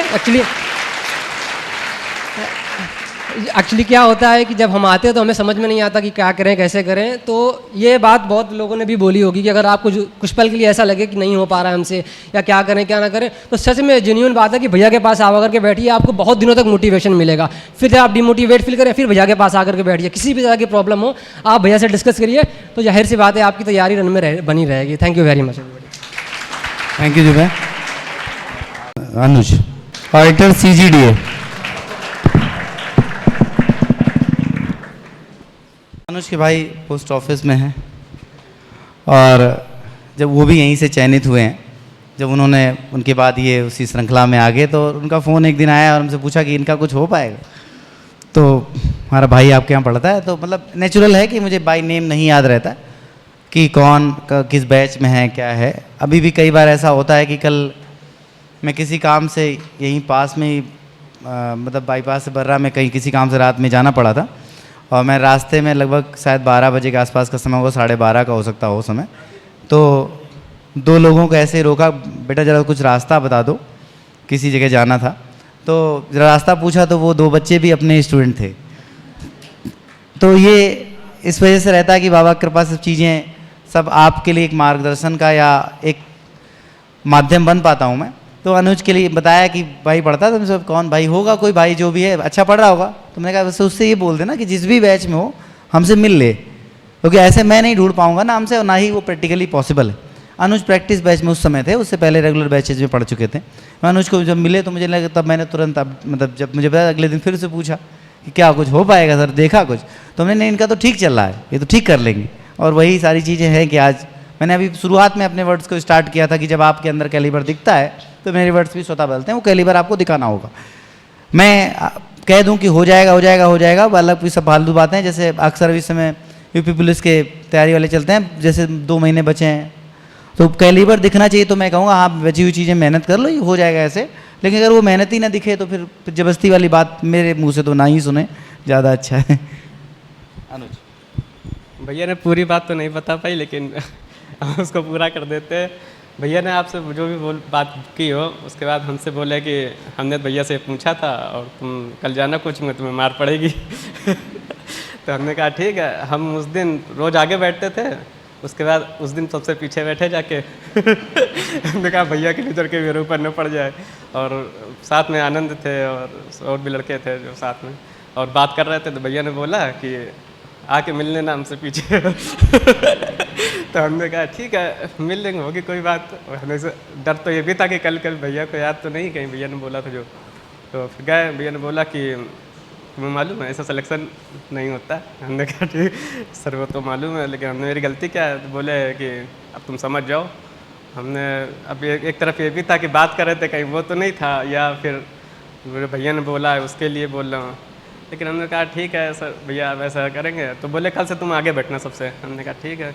उसके बाद से लगातार आगे बैठे। उसके बाद ST रेगुलर देते ही थे।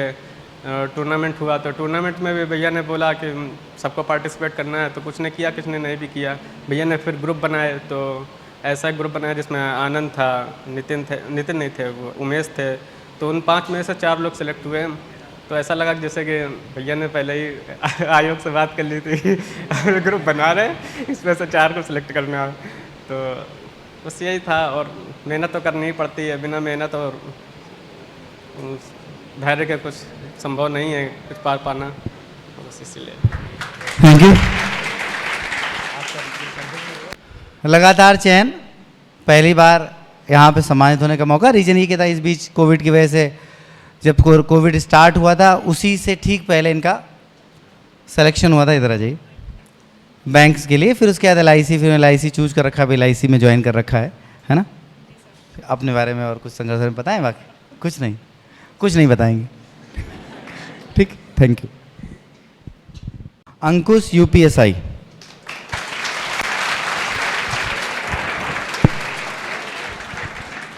सबसे पहले तो मैं भैया का धन्यवाद देना चाहता हूं, जो आज आप लोगों के बीच में मौका मिला रूबरू होने का।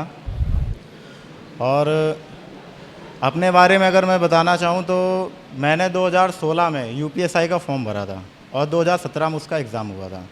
करते करते हम लोगों की वैकेंसियाँ क्या कहते हैं ट्रेनिंग हो चुकी, उसके बाद ठीक है, थैंक यू। और अभी सभी बच्चे एक साथ आपके सामने होंगे, फिर आप 10 मिनट का समय होगा, उसी सब एक साथ पूछ लेंगे। अर्पित, रेलवे ALP।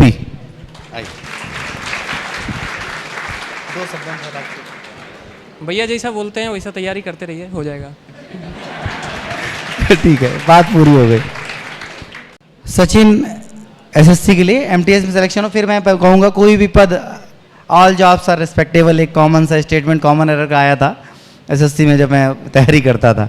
आप अपनी बात पूरी करें और संघर्ष को बताएं। ये बिल्कुल भी नहीं होता, जैसे अनमोल भी कहे पहले CHSL के लिए सेलेक्ट हुए थे और उसके बाद आज इंस्पेक्टर भी हैं, तो आप भी लगातार बस प्रयास करते रहिए। हेलो एवरीवन, मेरा नाम सचिन पटेल है और मैंने 2017 में इंटर पास करा था। तो मेरे पास अभी यहाँ पे जितने लोग भी बैठे हैं सबसे कम उम्र है शायद मेरी, क्योंकि मेरी उम्र 19 साल 6 महीना है। तो उतना मेरे पास अनुभव नहीं है फिर भी। और मैं ये भी बता दूँ, ये जो सूरवीर सर हैं इन्होंने मुझे इंटर में फिजिक्स पढ़ाई थी। तो मेरे पास उतना अनुभव नहीं, लेकिन हाँ ग्रेजुएट भी नहीं हूँ और मेरे पास इंटर की डिग्री है। तो मैंने SSC के या भारत में जितने भी इंटर की परीक्षा हुई हैं सब में मेरा मतलब सिलेक्शन हुआ है, लेकिन करेगा तो आदमी एक ही जगह। और मेरे जीवन का सबसे बड़ा दुखद पॉइंट है कि मैं ग्रेजुएट नहीं हो पा रहा हूँ, क्योंकि जब मेरे 3 साल का BA 5 साल के MBBS के बराबर होता जा रहा है। पहली बात जब फर्स्ट ईयर तो हो गया, उसके बाद जब सेकेंड ईयर में आए उसके बाद फिर CHSL का डिस्क्रिप्टिव CHSL का पेपर हुआ, तो उसी दिन ग्रेजुएशन का BA का पेपर हिस्ट्री का पड़ गया। हमने कहा हटाओ इसको, एक कोने में करो, पहले CHSL देखेंगे। उसके बाद फिर जब फर्स्ट ईयर पास हो गए फिर ऐसे ही MTS में पड़ गया दूसरे साल, तो फिर हमने 1 साल बर्बाद कर दिया। बैक पेपर लगाया, बैक पेपर की डेट डिस्क्रिप्टिव की डेट में जाके घुस गई, अल्ले वो भी बर्बाद।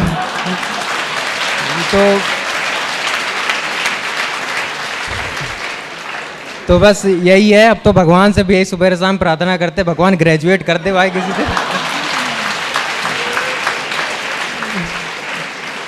मतलब नौकरी से ज़्यादा ग्रेजुएशन की टेंशन है। कोई अगल बगल होता कहता ग्रेजुएशन हो गया तो हम इससे बड़ा हीन भावना से देखते हैं। और सही बात है, अब बस चूँकि मेरे पापा पहले से ही गवर्नमेंट जॉब करते हैं, वो पोस्ट मास्टर हैं बड़ा पोस्ट ऑफिस में। तो मेरा बैकग्राउंड क्या है कि पोस्ट ऑफिस वाली लाइन से हमें काफ़ी लगाव है। अब जैसे हमने 2018 CHSL भी दिया, 19 में भी दिया, अब रिजल्ट का वेट कर रहे हैं, तो सबसे पहले MTS आ गया। तो मेरा क्या है कि CGL में पहले होना है तो इंस्पेक्टर ऑफ पोस्ट ही बनना है, और CHSL में होना है तो पोस्टल असिस्टेंट, मतलब और कोई विभाग चाहिए ही नहीं। तो बस यही है, और बाकी सबसे बड़ा योगदान सर का रहा है, और मतलब संघर्ष के रास्ते वही बता सकता है जिसने खुद पहले से संघर्ष किया हो। तो बस हमारे सामने मूर्ति खड़ी हुई है,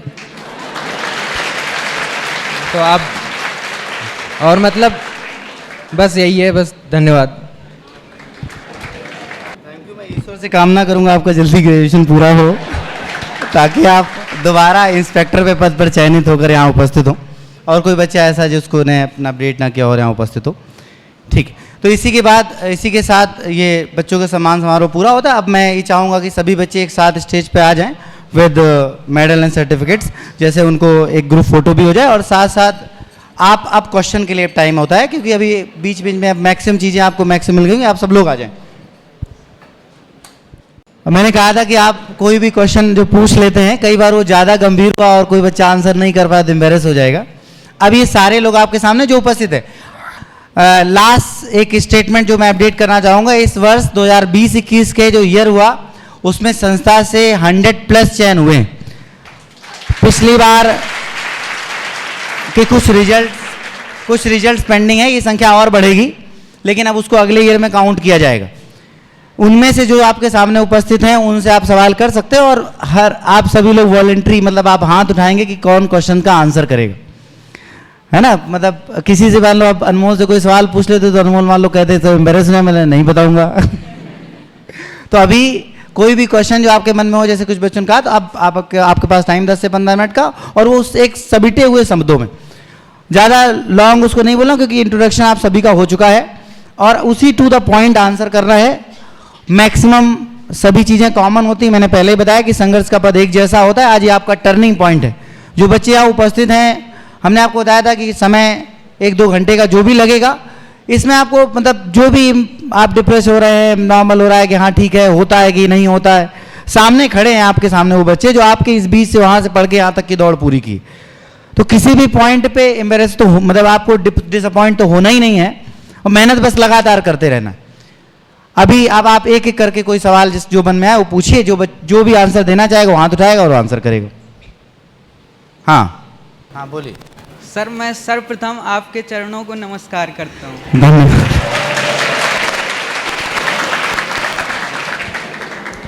सर, कभी कभी सर नौकरी को लेकर हम लोग हताश हो जाते हैं काफ़ी, मतलब घर की कुछ प्रॉब्लम्स होती हैं जिसके कारण, तो हमें क्या करना चाहिए इंटर करने के बाद? अभी थोड़ी देर पहले विकास और ऋचा से आप मिल चुके हैं, तो हताश हो जाना चाहिए, इसको क्रॉस नहीं किया तो ये तो खैर पॉसिबल ही नहीं। कौन बताएगा भाई हताश हो जाते हैं तो क्या करना चाहिए? सभी लोग अपने अपने शब्दों कई बार बता चुके हैं, फिर भी हाथ उठाओ भाई। नितिन बताएंगे भाई।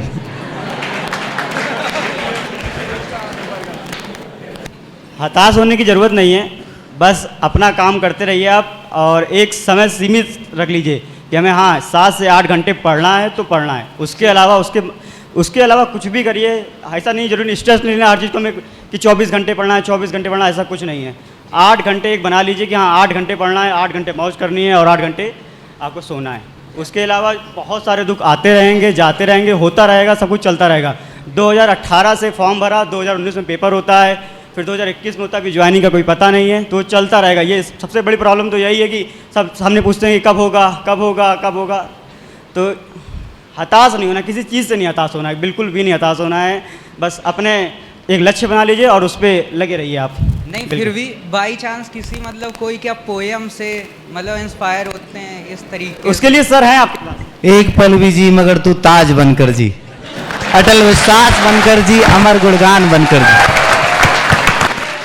एक पल भी जी मगर तू ताज बनकर जी, अटल विश्वास बनकर जी, अमर गुणगान बनकर जी। मत पुजारी बन तू स्वयं भगवान बनकर जी, मत पुजारी बन तू स्वयं भगवान बनकर जी। That is very nice sir.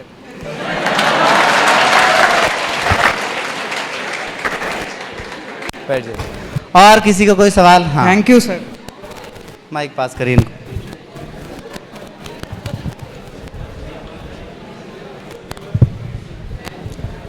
Sir मेरा क्वेश्चन ये है कि मैं मतलब 2021 SSC की तैयारी स्टार्ट किया है, तो सर हमें मतलब कितना % सिलेबस मतलब हमें कर इसके बाद मॉक देना स्टार्ट करें, या स्टार्टिंग से ही मॉक दें तो मतलब उसका कोई कितना discussion नहीं? सिलेबस पूरा कर लेना चाहिए, उसके बाद मॉक टेस्ट देना शुरू करना चाहिए। मेरा एक्सपीरियंस थोड़ा अलग है, मैं बताऊंगा तो शायद वो चीज़ें हजम नहीं होंगी, ठीक है।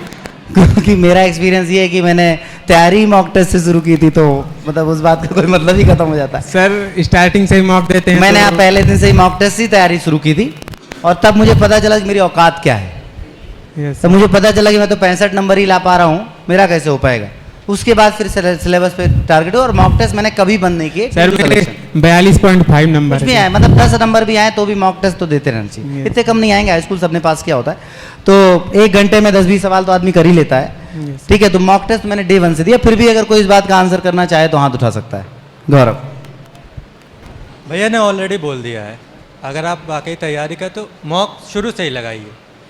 मॉक लगाते वक्त पहले आपको लगेगा हमसे कुछ नहीं हो रहा, लेकिन आपको वो क्वेश्चंस पता चलेंगे जिस पे TCS खेलता है, और जब आप उसको समझने लगेंगे क्या क्वेश्चंस आ रहे हैं, किस पैटर्न पे आ रहे हैं, आपकी तैयारी अपने आप उस तरह की होने लगेगी। और उसके लिए आपको जब लगे कि हाँ फिर भी नहीं हो पा रहा, तो फिर 2 मिनट लिए भैया को टाइम दें। Thank you. शायद बात पूरी हो गई होगी। Yes sir. मिल गया आपको आपका आंसर, अभी संतुष्ट हैं? Yes sir. मॉक टेस्ट पहले दिन से देना चाहिए, लेकिन अगर मैं वो बात क्लास में कहता हूँ तो थोड़ा सा कम समझ में आती। फिर मॉक के मैं कई बार GS से कह दूँ GS ऐसे तैयार करो, इंग्लिश वैसे तैयार करो, सुबह शाम तक डटे रहो, तो कुछ बच्चे सोचते हैं बताओ मैथ में तो हम आपकी बात सुनते नहीं हैं, और आप जबरदस्ती GS के चक्कर में पड़े हो। मतलब हम घर में कह के आए कि देखते हैं अर्थ अकेडमी वाले पढ़ा लें कि नहीं, है ना। तो ये सारी चीज़ें ऊपर उठ के, उससे ऊपर उठ के एक बार बोला गया वो फॉलो करना होता है। उसके बीच में बहुत दिक्कत भी होगी, क्योंकि बोलने में मैं बोलता जाऊंगा, मैं अपने तरीके से बोलूँगा, वहाँ तक पहुँचने में आपको बहुत टाइम लगेगा।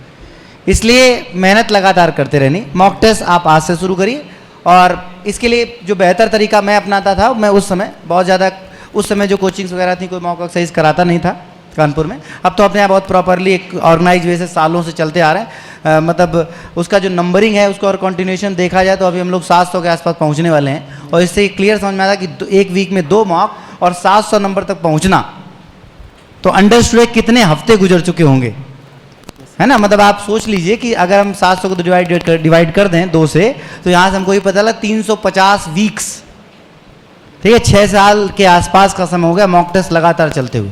तरीका ये होता है कि आपको मॉक्स कम से कम वीक में 4 देने चाहिए, जैसे एक संस्था में जैसे यहाँ होते हैं उन बच्चों के बीच, जिससे आपके अपनी परफॉर्मेंस चेक होती जाए। हो सकता है शुरू में सबसे लास्ट में आप आएँ, ठीक है। और आप खुद से भी मॉक देते रहें। अगर आप खुद से देते रहेंगे केवल, तो भी ये दिक्कत रहेगी कि हम अपनी परफॉर्मेंस को जज नहीं कर पाते, हमें कंपटीशन की फीलिंग नहीं आती। और अगर आप केवल 2 मॉक के भरोसे हो जाएंगे तो भी गलत है। संस्था में 6 दिन मॉक कराए नहीं जाते, क्योंकि वो प्रैक्टिकली गलत होगा।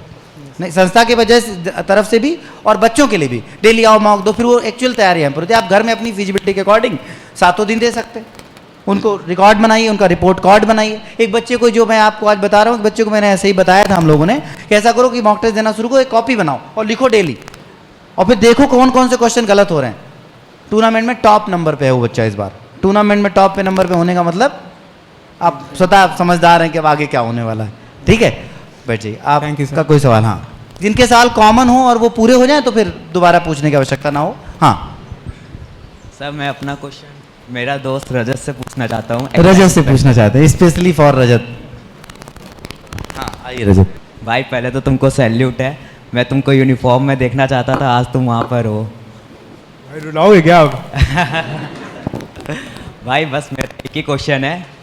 पढ़ना मतलब मेहनत तो कर लेते हैं, सब कुछ सही चल रहा है, टाइम लगता है वो भी पता है, बस एक चीज़ जो फंसती है वो है मोह माया। उसको कैसे दूर किया जाए? बड़ी चीज़ है। मोह माया में भी मैं बता देता हूँ, इन द सेंस जैसे सबके घर की कईयों की जॉइंट फैमिली होती हैं। अब घर में जैसे कभी शादी पड़ गई, अब घर ही पे ही शादी हो रही है, तो उसको भी नहीं किया जा सकता, कुछ बहुत डिस्टर्ब होता है। मतलब तो इस चीज़ को मतलब कैसे टैकल किया जाए वो सब? मेरे लिए क्वेश्चन तैयार करके लाया है। मोह माया वाला। मोह माया बहुत बड़ा शब्द है, ये पता है ना। देखो अभी तुम जहाँ पर हो, अभी टूर्नामेंट भी दे रहे हो ना तुम। सर इसका क्या है, सब कुछ अच्छा है, मेहनत भी करता है, सब कुछ करता है, लेकिन जो इसने खुद बोला ना मोह माया, इससे कोई बोलेगा शिवम ये कर दो, मना कभी नहीं करेगा, कुछ भी कर रहा होगा भाग के जाएगा, उसका काम करेगा जाके।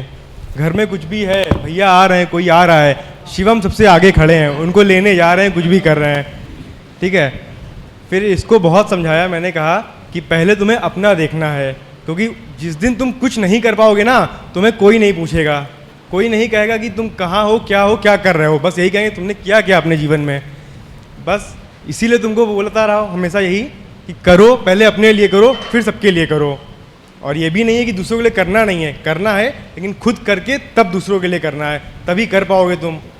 और जब तुमको लगता है ना कि हम कहीं फंस रहे हैं या कुछ भी कर रहे हैं, तो एक बार याद कर लो, दिमाग में बात चीज़ लाओ वापस कि हम क्या करना है, मुझे मेरा टारगेट क्या है, क्या अचीव करना है मुझे, बस खुद ही हो जाता है सारी चीज़ें। और कुछ भी नहीं समझ में आ रहा है, सर को देख लो, चेहरा याद कर लो, हंसी याद कर लो एक। मैं आपके लाइफ के वो मोमेंट याद दिलाना चाहता हूँ जिसमें आपने कुछ लोगों के साथ, जैसा काफ़ी डिटेल मिल गई मुझे आपके बारे में, अब आप कुछ करते हो कि कुछ कभी कभी ऐसा हुआ कि किसी के लिए किया और करते रहे और समय बर्बाद किया, बाद में आप अंदाज़ा मेरी बात का समझ रहे होंगे, तो इसके लिए कविता बता देता हूँ, ज़रूरत पड़ेगी मैं लिख के दे दूँगा। मेरे पथ पर फूल बिछाकर दूर खड़े मुस्काने वाले, दाता ने संबंधी पूछा तेरा नाम मैं पहले लूँगा। मेरे पथ पर फूल बिछाकर दूर खड़े मुस्काने वाले, दाता ने संबंधी पूछा तेरा नाम मैं पहले लूँगा। मेरी असफलता की चर्चा घर घर तक पहुँचाने वाले, यदि वरमाला हाथ लगी तो इसका श्रेय मैं तुझे ही दूंगा।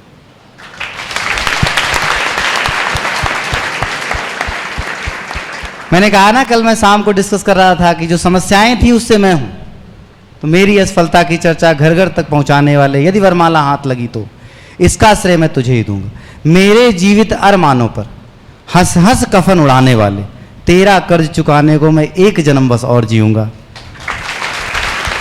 तो ये सब यही मोहमाया से क्रॉस करना है। एक बच्चे ने एक दिन सवाल पूछा था कि आप हमेशा मोटिवेशन पॉजिटिव बातें करते हैं, क्या आपके जीवन में कभी ऐसा नहीं आया कि जो मोहमाया से आप मुड़ जाते, तो उसको ओवरकम कर पाए, इसलिए आज यहाँ हम आपके बीच हैं और आज आप यहाँ होंगे और ये यहाँ हैं।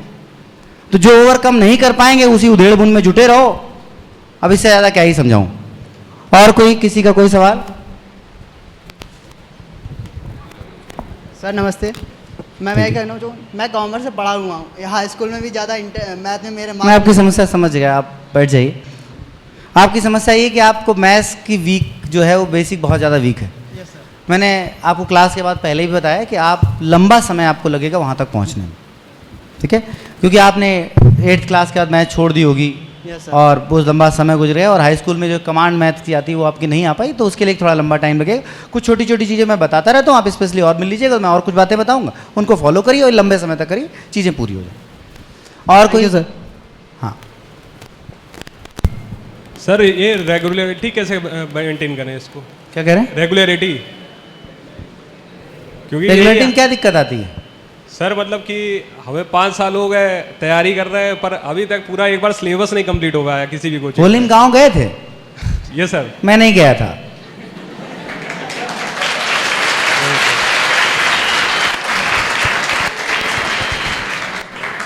दिवाली में भी गए ही होंगे? नहीं सर, दिवाली तो यहीं पे ही थी। दिवाली मेरी यहाँ क्लास भी थी, होली में नहीं ले पाए, समस्याएं समझ ही सकते हैं, तो बच्चे नहीं आना पॉसिबल था। तो होली दिवाली हम परमानेंट अगर यहाँ खड़े हो सकते हैं तो यही रेगुलरिटी है। तो आप सब कुछ छोड़ दीजिए, रेगुलरिटी अपने आप बन जाएगी। सर ये बहुतों के साथ समस्या रहती है, तो मतलब इसका कुछ मतलब समस्या जेन्युइन हो, जैसे कोई फाइनेंशियल इशू हो उतना सॉल्व करिए। मान लो खर्चे को लेकर समस्या, आप खाना तो खाना ही पड़ेगा, उतना सॉल्व करिए, ज़्यादा मत सॉल्व करिए। सब कुछ सॉल्व हो नहीं पाएगा, रामानुजन जी भी कर नहीं पाए थे। मैं उनको कई बार पढ़ता हूँ और उनको देखता हूँ तो लगता हूँ क्या ही व्यक्तित्व थे, ठीक है, लेकिन सब कुछ वो भी नहीं सॉल्व पाए। नॉट डिफाइंड आज भी नॉट डिफाइंड ही है, बहुत कुछ कर गए लेकिन सब कुछ नहीं कर पाए।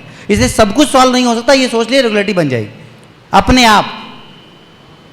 जो रूटीन है, जब मैं यहाँ हूँ, मैं रेगुलर क्लासेस लेता हूँ, इसके बीच बहुत सारी प्रॉब्लम्स आती हैं, उनको ओवरकम करना होता है, बाद में वो सब सॉर्ट आउट हो जाती हैं। ज़रूरत से ज़्यादा किसी चीज़ को प्रियोरिटी देंगे तो वो आपकी अपनी प्रियोरिटी से ऊपर चली जाएगी। Okay sir.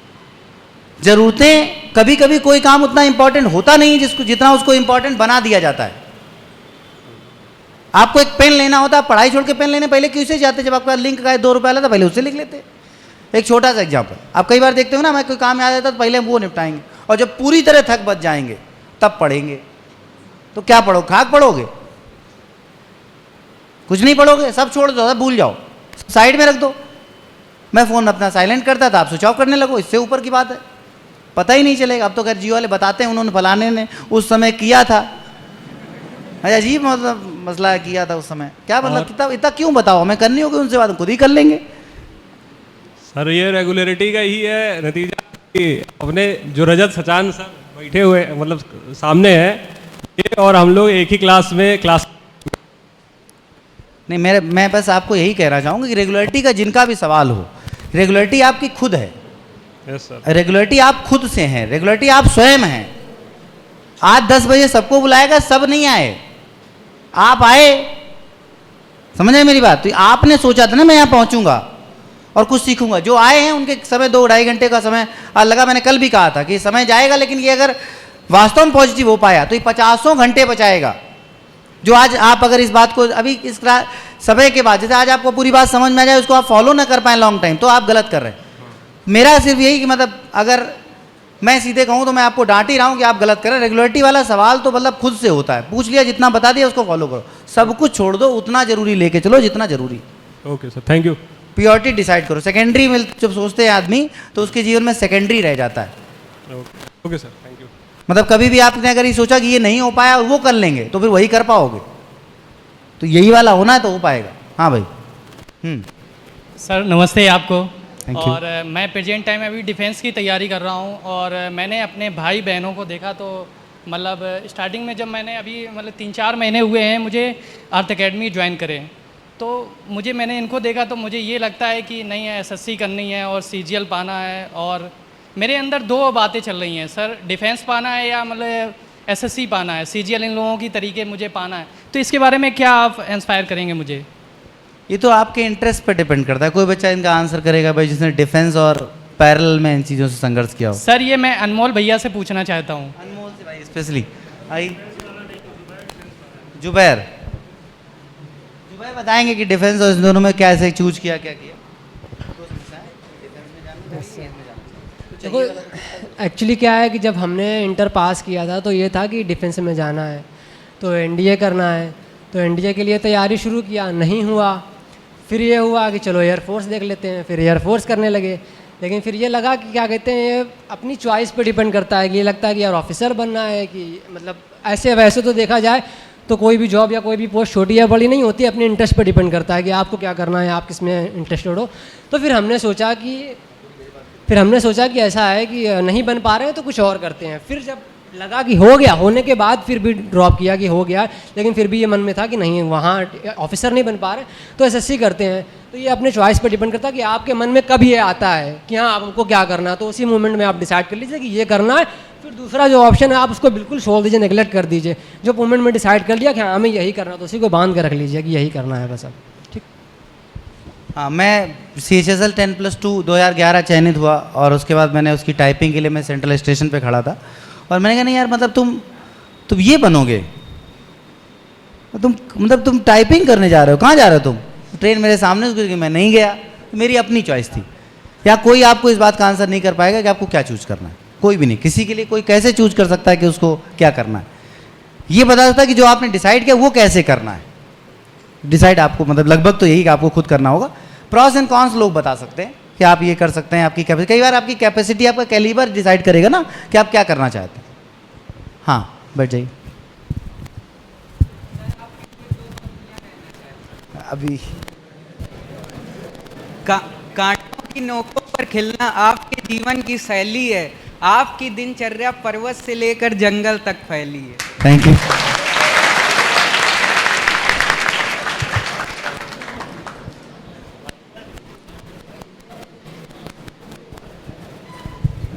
सर इंग्लिश में अगर जैसे 15 अटेम्प्ट किए 9 गलत, इस हिसाब से होता है सर। वो भी जो 6 सही होते हैं वो पैसेज से, इंग्लिश में मतलब बेसिक से इस तरह से। देखो इंग्लिश को मैंने अपने मैथ की तरह तैयार किया है। मैंने इंग्लिश को टॉपिक वाइज अरेंज किया था और मैंने ये डिसाइड किया कि मान लो एरर्स का पार्ट एक बड़ा पार्ट होता है, वो गलत हो जाता है। एक काम करते हैं कि एरर्स को लेकर शुरू करते हैं और 1000, 2000, 3000 जितनी एरर अवेलेबल है पूरी भारत में अलग अलग बुक्स में, उनको कर डालते पहले। ऐसे ही करना होगा और ये एक रास्ता बेहतर। सर मॉक करते हैं तो जैसे है, तो अगर सर नहीं समझ में आ रही तो आपकी बात समझ गए। इसका इम्प्रूव करने का जो तरीका है वो ये है कि आप एक एक टॉपिक को लेकर चले, उसको बेहतर करें। एरर्स जैसे हैं तो सिर्फ एरर्स पे डट जाइए और हजारों की संख्या में एरर लगा लीजिए, फिर कोई एरर नहीं बचती, हर तरह के नियम घूमने लगते हैं। लेकिन ये लंबे समय तक करते रहना होगा मॉक्स के पैरेलल, फिर आपको धीरे धीरे नंबर उठते नजर आएंगे।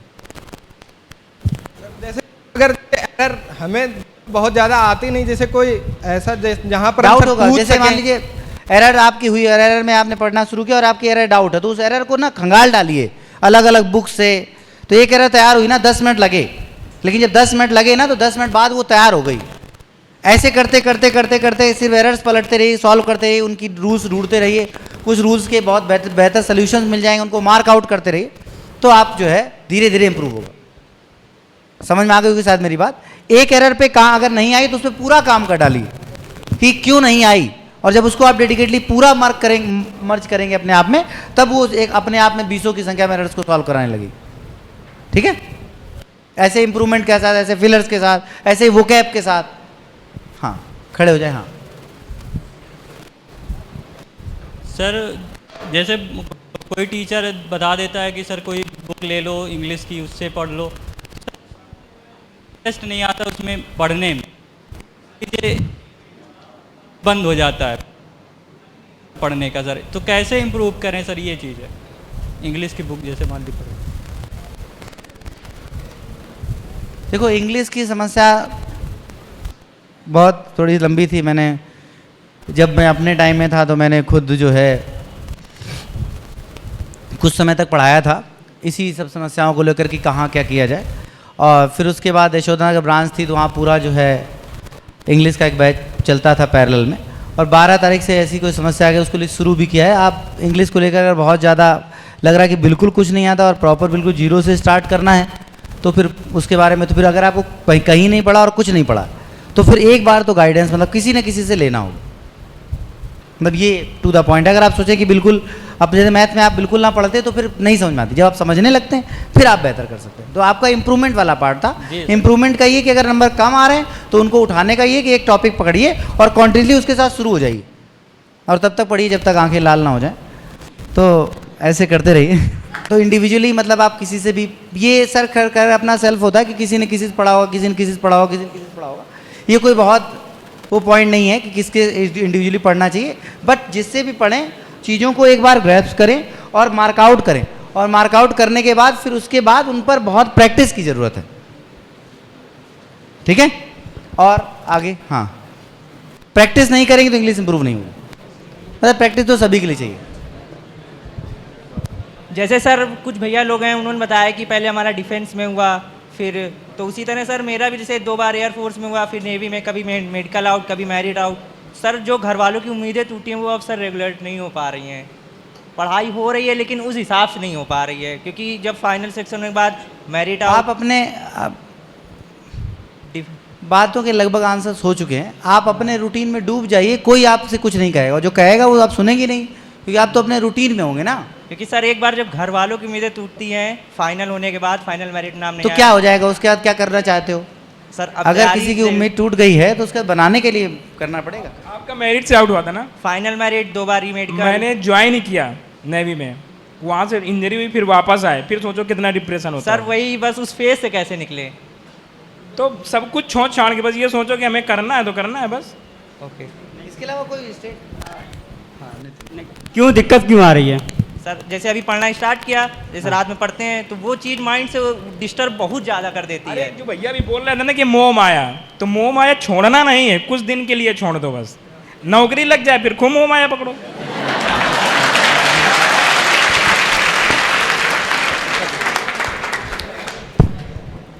हाँ, असफलता से जूझना बहुत मुश्किल होता है। मैं भी जूझी हूँ। 2017 में सीजन में मेरा नहीं हुआ, बहुत डिप्रेशन हुआ। छत में कोने में बैठ कर रोटी, फिर एक पोयम बनाई थी। Sir permission. छोटा सा वो एक बीज था, खुद का ना कोई अस्तित्व था, पाने अपने अस्तित्व को अपनी तकदीर से ही लड़ चला। कुछ ला सभी ने पाँव से, कुछ ला सभी ने पाँव से, दब गया वो माट में। लड़ता रहा होगा सफल इस आस में, आखिर वो दिन भी आ गया। आखिर वो दिन भी आ गया जब चीर धरती की गोद को जीता जो उसने, अंकुरित हो जाता है। Thank you ma'am. जब चीर धरती की गोद को जीता जो उसने युद्ध को, पर अंत ना था ये अभी, पर अंत ना था ये अभी, करनी और भी थी साधना। वर्षा तूफान और आंधियाँ सबने खड़ी की चुनौतियाँ, लड़ता रहा धैर्य का दामन लिए। अंत में फिर थक गई प्रकृति भी फिर थम गई, देख उसके प्रयास को, उसके अटल विश्वास को, ये धरा भी रो पड़ी। हम जब अटल प्रयास करते हैं तो फिर हमारे आसपास के सब हमारी सहायता करने पे लग जाते हैं। देख उसके प्रयास को, उसके अटल विश्वास को, ये धरा भी रो पड़ी। वर्षा हो गई, ये धरा भी रो पड़ी। कुछ ला जिन्होंने था कभी, कुछ ला जिन्होंने था कभी, आज उसकी छाँव में अपना बसेरा ढूंढते। हे नाथ मुझ में भी इसी धैर्य साहस त्याग को भर दीजिए। Thank you.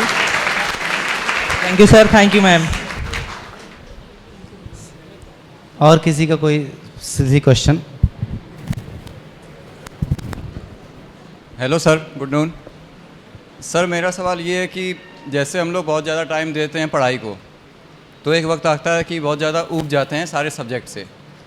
तो चाहे मैथ उठाएं या इंग्लिश उठाएं, रीजनिंग, कोई भी सब्जेक्ट उठाते हैं तो ये लगता है कि अब हम लोग कुछ वक्त रेस्ट लेना चाहिए। लेकिन जब कुछ देखते हैं या टाइम अपना स्पेंड करते हैं यूट्यूब पे, तो लगता है मेरा टाइम वेस्ट हो रहा है। तो सर इसके लिए मैंने बॉलीवुड तो हटा दिया अपने दिमाग से, सीरीज़ पे फोकस किया। लेकिन नहीं सर, फालतू सीरीज़ नहीं सर, जैसे MBBS की थी, कोटा टॉपर्स की थी, इस टाइप से। लेकिन सर जैसे फ्री टाइम होता है तो उसमें अपना नॉलेज इन्हेंस करने के लिए क्या करना चाहिए? यार सही बताऊं तो अगर आप हमसे ही सवाल पूछ रहे हैं तो मैं तो इस चीज़ के सख्त खिलाफ हूँ। हाँ, इस चीज़ के एकदम सख्त खिलाफ हूँ। कुछ बच्चे हमको कई बार बताते थे हमारे साथ के कि वो जब मेरा कंसंट्रेशन नहीं होता तो गाना सुन लेता हूँ, मैं लीड लगा लेता हूँ, हैंड फ्री लगा लेता हूँ और उसके बाद सुनता रहता हूँ, करता रहता हूँ। एक दो बार हमने भी ट्राई किया, अब गाने में कोई स्पेशल लाइन आ गई तो सारा कंसंट्रेशन धराशायी हो गया। सर एग्जैक्टली यही हुआ। तो मतलब पता लगा कि अब गाने भी मतलब क्या ही होंगे, गाने तो सब गाने ही हैं, कब गाए जाते हैं, क्यों गाए जाते हैं, सभी को पता है ना। तो इसलिए अगर आप ये सोचते हैं कि मतलब उस चीज़ को करते, मुझे मतलब मोटिवेशनल चीज़ें ज़्यादा अच्छी लगती हैं, जैसे दंगल मूवी है ना, या मान लीजिए कोई भी ऐसी चीज़ मुझे ज़्यादा ठीक लगती है इन कंपेरिजन टू डिफरेंट। इससे बहुत सारे लोग हमसे साथ वाले असंतुष्ट भी, क्योंकि मैं इंटरेस्ट ही नहीं लेता हूँ। हाँ कुछ चला, इसमें क्या ही चल रहा है, मतलब कोई स्टोरी चलती है, गाने वाने हैं, वेब सीरीज वगैरह हैं, ये जो है ना कुछ है नहीं एग्जैक्टली। मतलब एकदम से मैं तो शून्य पे खड़ा करता हूँ, इस बात को छोड़ देता हूँ। मतलब मैंने तो एकदम छोड़ दिया, एकदम छोड़िए और कठिन कुछ नहीं होता। और थकने वाली बात, थकता कौन है, थक के सो जाओ। नहीं सर, ये कहना है कि जैसे हम लोग कभी कभी पढ़ते पढ़ते लगता है कि अब हम लोग कुछ अलग भी देखना कुछ अलग नहीं करना। भाई क्या अलग देखना चाहते हो? सर नहीं सर, ये पूछना है मेरा कि जैसे यहाँ पे सीरियल कैंडिडेट्स हैं तो उनने कभी अपने टाइम को स्पेंड करने जाए इन्वेस्ट किया है क्या? यार देखो मेरी बात समझो, जिसने जितना कहीं भी मतलब वेस्ट किया होगा ना, वो उस बात की मतलब उस बात को लेकर आज सोच भी रहा होगा यार ये नहीं होना चाहिए था। कोई भी मतलब चाहे वो सबसे टॉप सेलेक्टेड, वो भी कह रहा होगा यार वहाँ थोड़ी गलती हो गई, नहीं तो 10-5 नंबर और बढ़ जाते। इसलिए जो जितना छोड़ पाए, जो पूरा छोड़ पाए वो पूरा छोड़ दे, जितना छोड़ पाओ उतना छोड़ दो, और पूरा छोड़ दो तो वही चाहिए। तो इसमें कोई वो नहीं बचता कि क्या इतना बचा लें, क्या क्या मतलब, ठीक है। तो सर एक क्वेश्चन और है आकाश भाई से। आकाश सर, आपका नाम आकाश है? विकास सर, इनने कहा था कि अगस्त 2018 में इनने स्टार्टिंग की थी प्रिपरेशन की। विकास ना, हाँ ठीक है हो गई। आपने कहा था ना सर, प्रिपरेशन की आपने स्टार्टिंग की थी अगस्त 2018 से? अगस्त 2017। 2017 से? हाँ। तो आपने स्ट्रेटजी के लिए शुरुआत कितने घंटे से की थी? स्ट्रेटजी इरेलेवेंट सवाल है, मतलब ये इरेलेवेंट सवाल है, ये रटे रटाए कॉमन से सवाल मत पूछिए, क्योंकि इसका कोई मतलब नहीं। कंपटीशन सरल भाषा में कहता है कि जो है आपके पास सब झोंक दो, बात खत्म। सर टियर 3 के बारे में जानना था। टियर 3 के बारे में जानना? टियर 3 पूछिए। टियर 1 अभी देंगे, फिर टियर 2 देंगे, फिर टियर 3 का सवाल आता है। ठीक है सर। सर किसी ने कहा था कि बहुत ज़्यादा उस पर फोकस करना होता है, इसलिए नहीं, टियर 3 पे फोकस करना होता। किसने टियर 3 को टारगेट किया था? कोई था, वो चला गया। टियर 3 वाला बच्चा चला गया, कोई घर में कोई इमरजेंसी थी, बोले सर मुझे निकलना पड़ेगा, चला गया। पहले टीयर 1, ये मतलब नहीं है अभी हम मतलब बात करें तैयारी की। अब आप ये पूछोगे कि मतलब कितने घंटे से, कोई नहीं, इररिलेवेंट सवाल, बुरा मत मानिए, बट इस बात का कोई मतलब नहीं। ठीक है सर, माय अपॉलजी। मतलब किसी के मन में ये सवाल जाए कितने घंटे पढ़ते थे, सोते कि खाते, खाने में क्या लेते थे आप, राजमा खाते थे कि ग्लूकॉन डी पीते थे, ये थोड़ी ना सवाल होता है। अरे मतलब अंडरस्टूड है, आपका रूटीन अपने आप सेट हो जाएगा और वही सब चीज़ें होंगी। हाँ ऐसे पूछ लीजिए, मैं सुन लूँगा। बोलिए भैया। रजत भैया से क्वेश्चन है। रजत, हाँ रजत। आई रजत, वो डिमांडिंग पर्सनालिटी हैं जब। करंट अफेयर्स और जीएस के लिए बता दीजिए प्रेफरेंस, प्लेटफॉर्म कोई बता दीजिए, करंट अफेयर्स या जीएस के लिए, दोनों के लिए। करंट अफेयर्स या जीएस के लिए? हाँ, प्लेटफॉर्म कोई प्रेफर कर दीजिए। किससे पढ़ते हो अभी? अभी तो ऑनलाइन कोर्स मैंने एपेक्स से लिया था, पॉलिटी कंप्लीट करी एंड करंट अफेयर्स मैंने मैगजीन से कंप्लीट करी और कुछ चैनल्स के यूट्यूब से। तो अब बचा क्या फिर? नहीं मतलब बचा क्या? गलत हो रहा है, मतलब क्वेश्चंस गलत होते हैं उससे। देखो मैंने जब किया था ना तो जीएस बहुत अच्छी नहीं थी।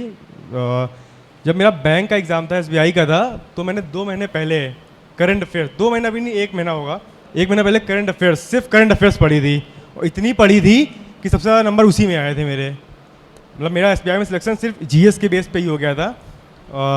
वही है पूरा, लेकिन फोकस के साथ। करंट अफेयर्स का मतलब होता है ना, आप 6 मंथ्स की या मैक्सिमम 1 साल की करंट अफेयर्स आप पढ़ोगे जो करंट होती है, तो पूरा फोकस मेरा पूरा उसी पे था। 1 महीने पे पूरी ख़त्म कर दी थी, लेकिन पढ़ी सिर्फ करंट थी। और पढ़ा मैंने था ऑनलाइन, जो तुम बता रहे हो यूट्यूब से, यही मेरा तो सोर्स यही था। ऑनलाइन कुछ भी खोल लेते थे, जैसे अभी किसी ने बोला ना कि फ्री टाइम में क्या करना है, तो बस कुछ नहीं तो यही पढ़ लो, जीएस पढ़ लो, यही चीज़ें हैं। और सर डिस्क्रिप्टिव में राइटिंग का ज़्यादा रोल प्ले होगा क्या? बहुत ज़्यादा नहीं, मेरी राइटिंग कौन जानता है, शायद जानते होंगे, मतलब समझ ही नहीं सकते हो कोई, ये हाल है, कोई समझ ही नहीं सकता सर। खुद नहीं, खुद सर खुदा नहीं समझ सकता खुद। ठीक है, राइटिंग मेरी ऐसी है कि मतलब मेरे भर के लिए है और कोई नहीं समझ सकता। लेकिन ठीक है, नंबर 61 थे मेरे टीयर 3 में, तो राइटिंग का रोल है, इतना ज़्यादा नहीं है। बाकी आप जो लिखोगे टीयर 3 में वो ज़्यादा मैटर करता है कि आप लिख क्या रहे हो। Thank you sir. ठीक है, बाकी करंट जो कर रहे हो वो सही सफिशिएंट है। आप बुक ले रहे हो, यूट्यूब से कर रहे हो, ग्रेड अप और जितनी भी है कि आप जहाँ से भी पढ़ रहे हो, मेन पढ़ना है, करना है आपको, वही सफिशिएंट है बस। ये थोड़ा सा ये कह रहे हैं मेंस के प्रैक्टिस सेट स्टार्ट करने अभी से। 200 सेट होंगे, सेट 1 से लेकर सेट 2, अभी 500 सेट हैं वो, तो 500 नहीं। तो मेंस की भी बात करें तो 50 क्वेश्चन और 15 मिनट में सॉल्व करिए, 25 मिनट में सॉल्व करिए ना, और एक टाइम बना लीजिए, जैसे 25 मिनट में 50 क्वेश्चन करने हैं। ये मतलब एक टाइम बाउंड जरूर रखिए, कुछ भी सॉल्व करिए उसके लिए टाइम बाउंड जरूर रखिए कि हमें, अगर आपकी बहुत ज़्यादा प्रैक्टिस हो रही है तो उसको आप रिड्यूस कर लीजिए टाइम, 20 मिनट में 50 क्वेश्चन करिए। अगर 100 क्वेश्चन को मतलब 200 क्वेश्चन को एक साथ मत करिए, मतलब 50 क्वेश्चन का एक रखिए, और 50 क्वेश्चन को 25 मिनट में, 25 मिनट हो जाए तो 23 मिनट में, 23 मिनट हो जाए तो 22 मिनट में, 22 हो जाए तो 20 में, 20 में हो जाए तो 18 में। ऐसे प्रैक्टिस करिए एक स्लॉट बना के। मेंस में, हाँ मेंस की तैयारी तो प्री से ही होती है। और ये बना लीजिए 50 क्वेश्चन का एक बना लीजिए, उसमें टाइम रिड्यूस कर दीजिए, आपका अपने मन से मैथ अच्छा होता जाएगा, उसके लिए कुछ करना नहीं है। तैयारी तो प्री से ही हो रही होती है। प्री में अगर आपकी टाइम कवर है तो मेंस की तैयारी हो रही। मेंस अभी मेंस की प्रैक्टिस बस समझ लीजिए कि सिर्फ हल्का सा कवरिंग पार्ट है, बाकी एग्जैक्टली आपकी तैयारी प्री के पहले ही हो रही होती है। उसी में जितनी स्पीड वार्म अप कर सकते हैं उसको करिए, उसको पाने के चक्कर में ये कम हो गया तो डिस्टर्ब हो जाएगा। अभी से मेंस की अगर प्रैक्टिस सोच रहे तो गलत कर रहे हैं, क्योंकि जीएस का पार्ट भी इतना बड़ा है जिसमें नंबर पाते पाते पाते पाते हालत ख़राब हो जाती है कि कितने मिलेंगे। तो अगर उसमें मान लो अगर आप प्री का कोई पेपर देते हैं उसमें 200 में 200 आ जाते हैं तो मेंस की बात करेंगे, है ऐसा क्या? तो फिर वो उस पर बात करिए ना। अभी मतलब प्री में नंबर उठाइए, जितने उठा सकते हो, समय कम करिए। आपको लगता है कि 1 घंटे के बजाय हम 45 मिनट में करते हैं, करिए 45 मिनट में, वो अपने आप मेंस अपने आप प्रिपेयर हो रहा हो। और कोई? ठीक। मोरओवर लगभग कॉमन चीज़ें जो बच्चों ने पहले ही बता दी और सारी बातें पूरी हो गई। आपको मुझे लगता है कि मैक्सिमम एक एक पॉइंट पे जैसे जैसे चीज़ें हमें कराई जानी चाहिए उसको हम लोग डिस्कस कर चुके हैं, और इसको लेकर के आज जो 2 घंटे के आसपास का समय आपने यहाँ डिवोट किया उसके लिए बहुत बहुत धन्यवाद। और साथ ही साथ आपने जो सीखा उसको आगे लेके चलना है, ठीक है।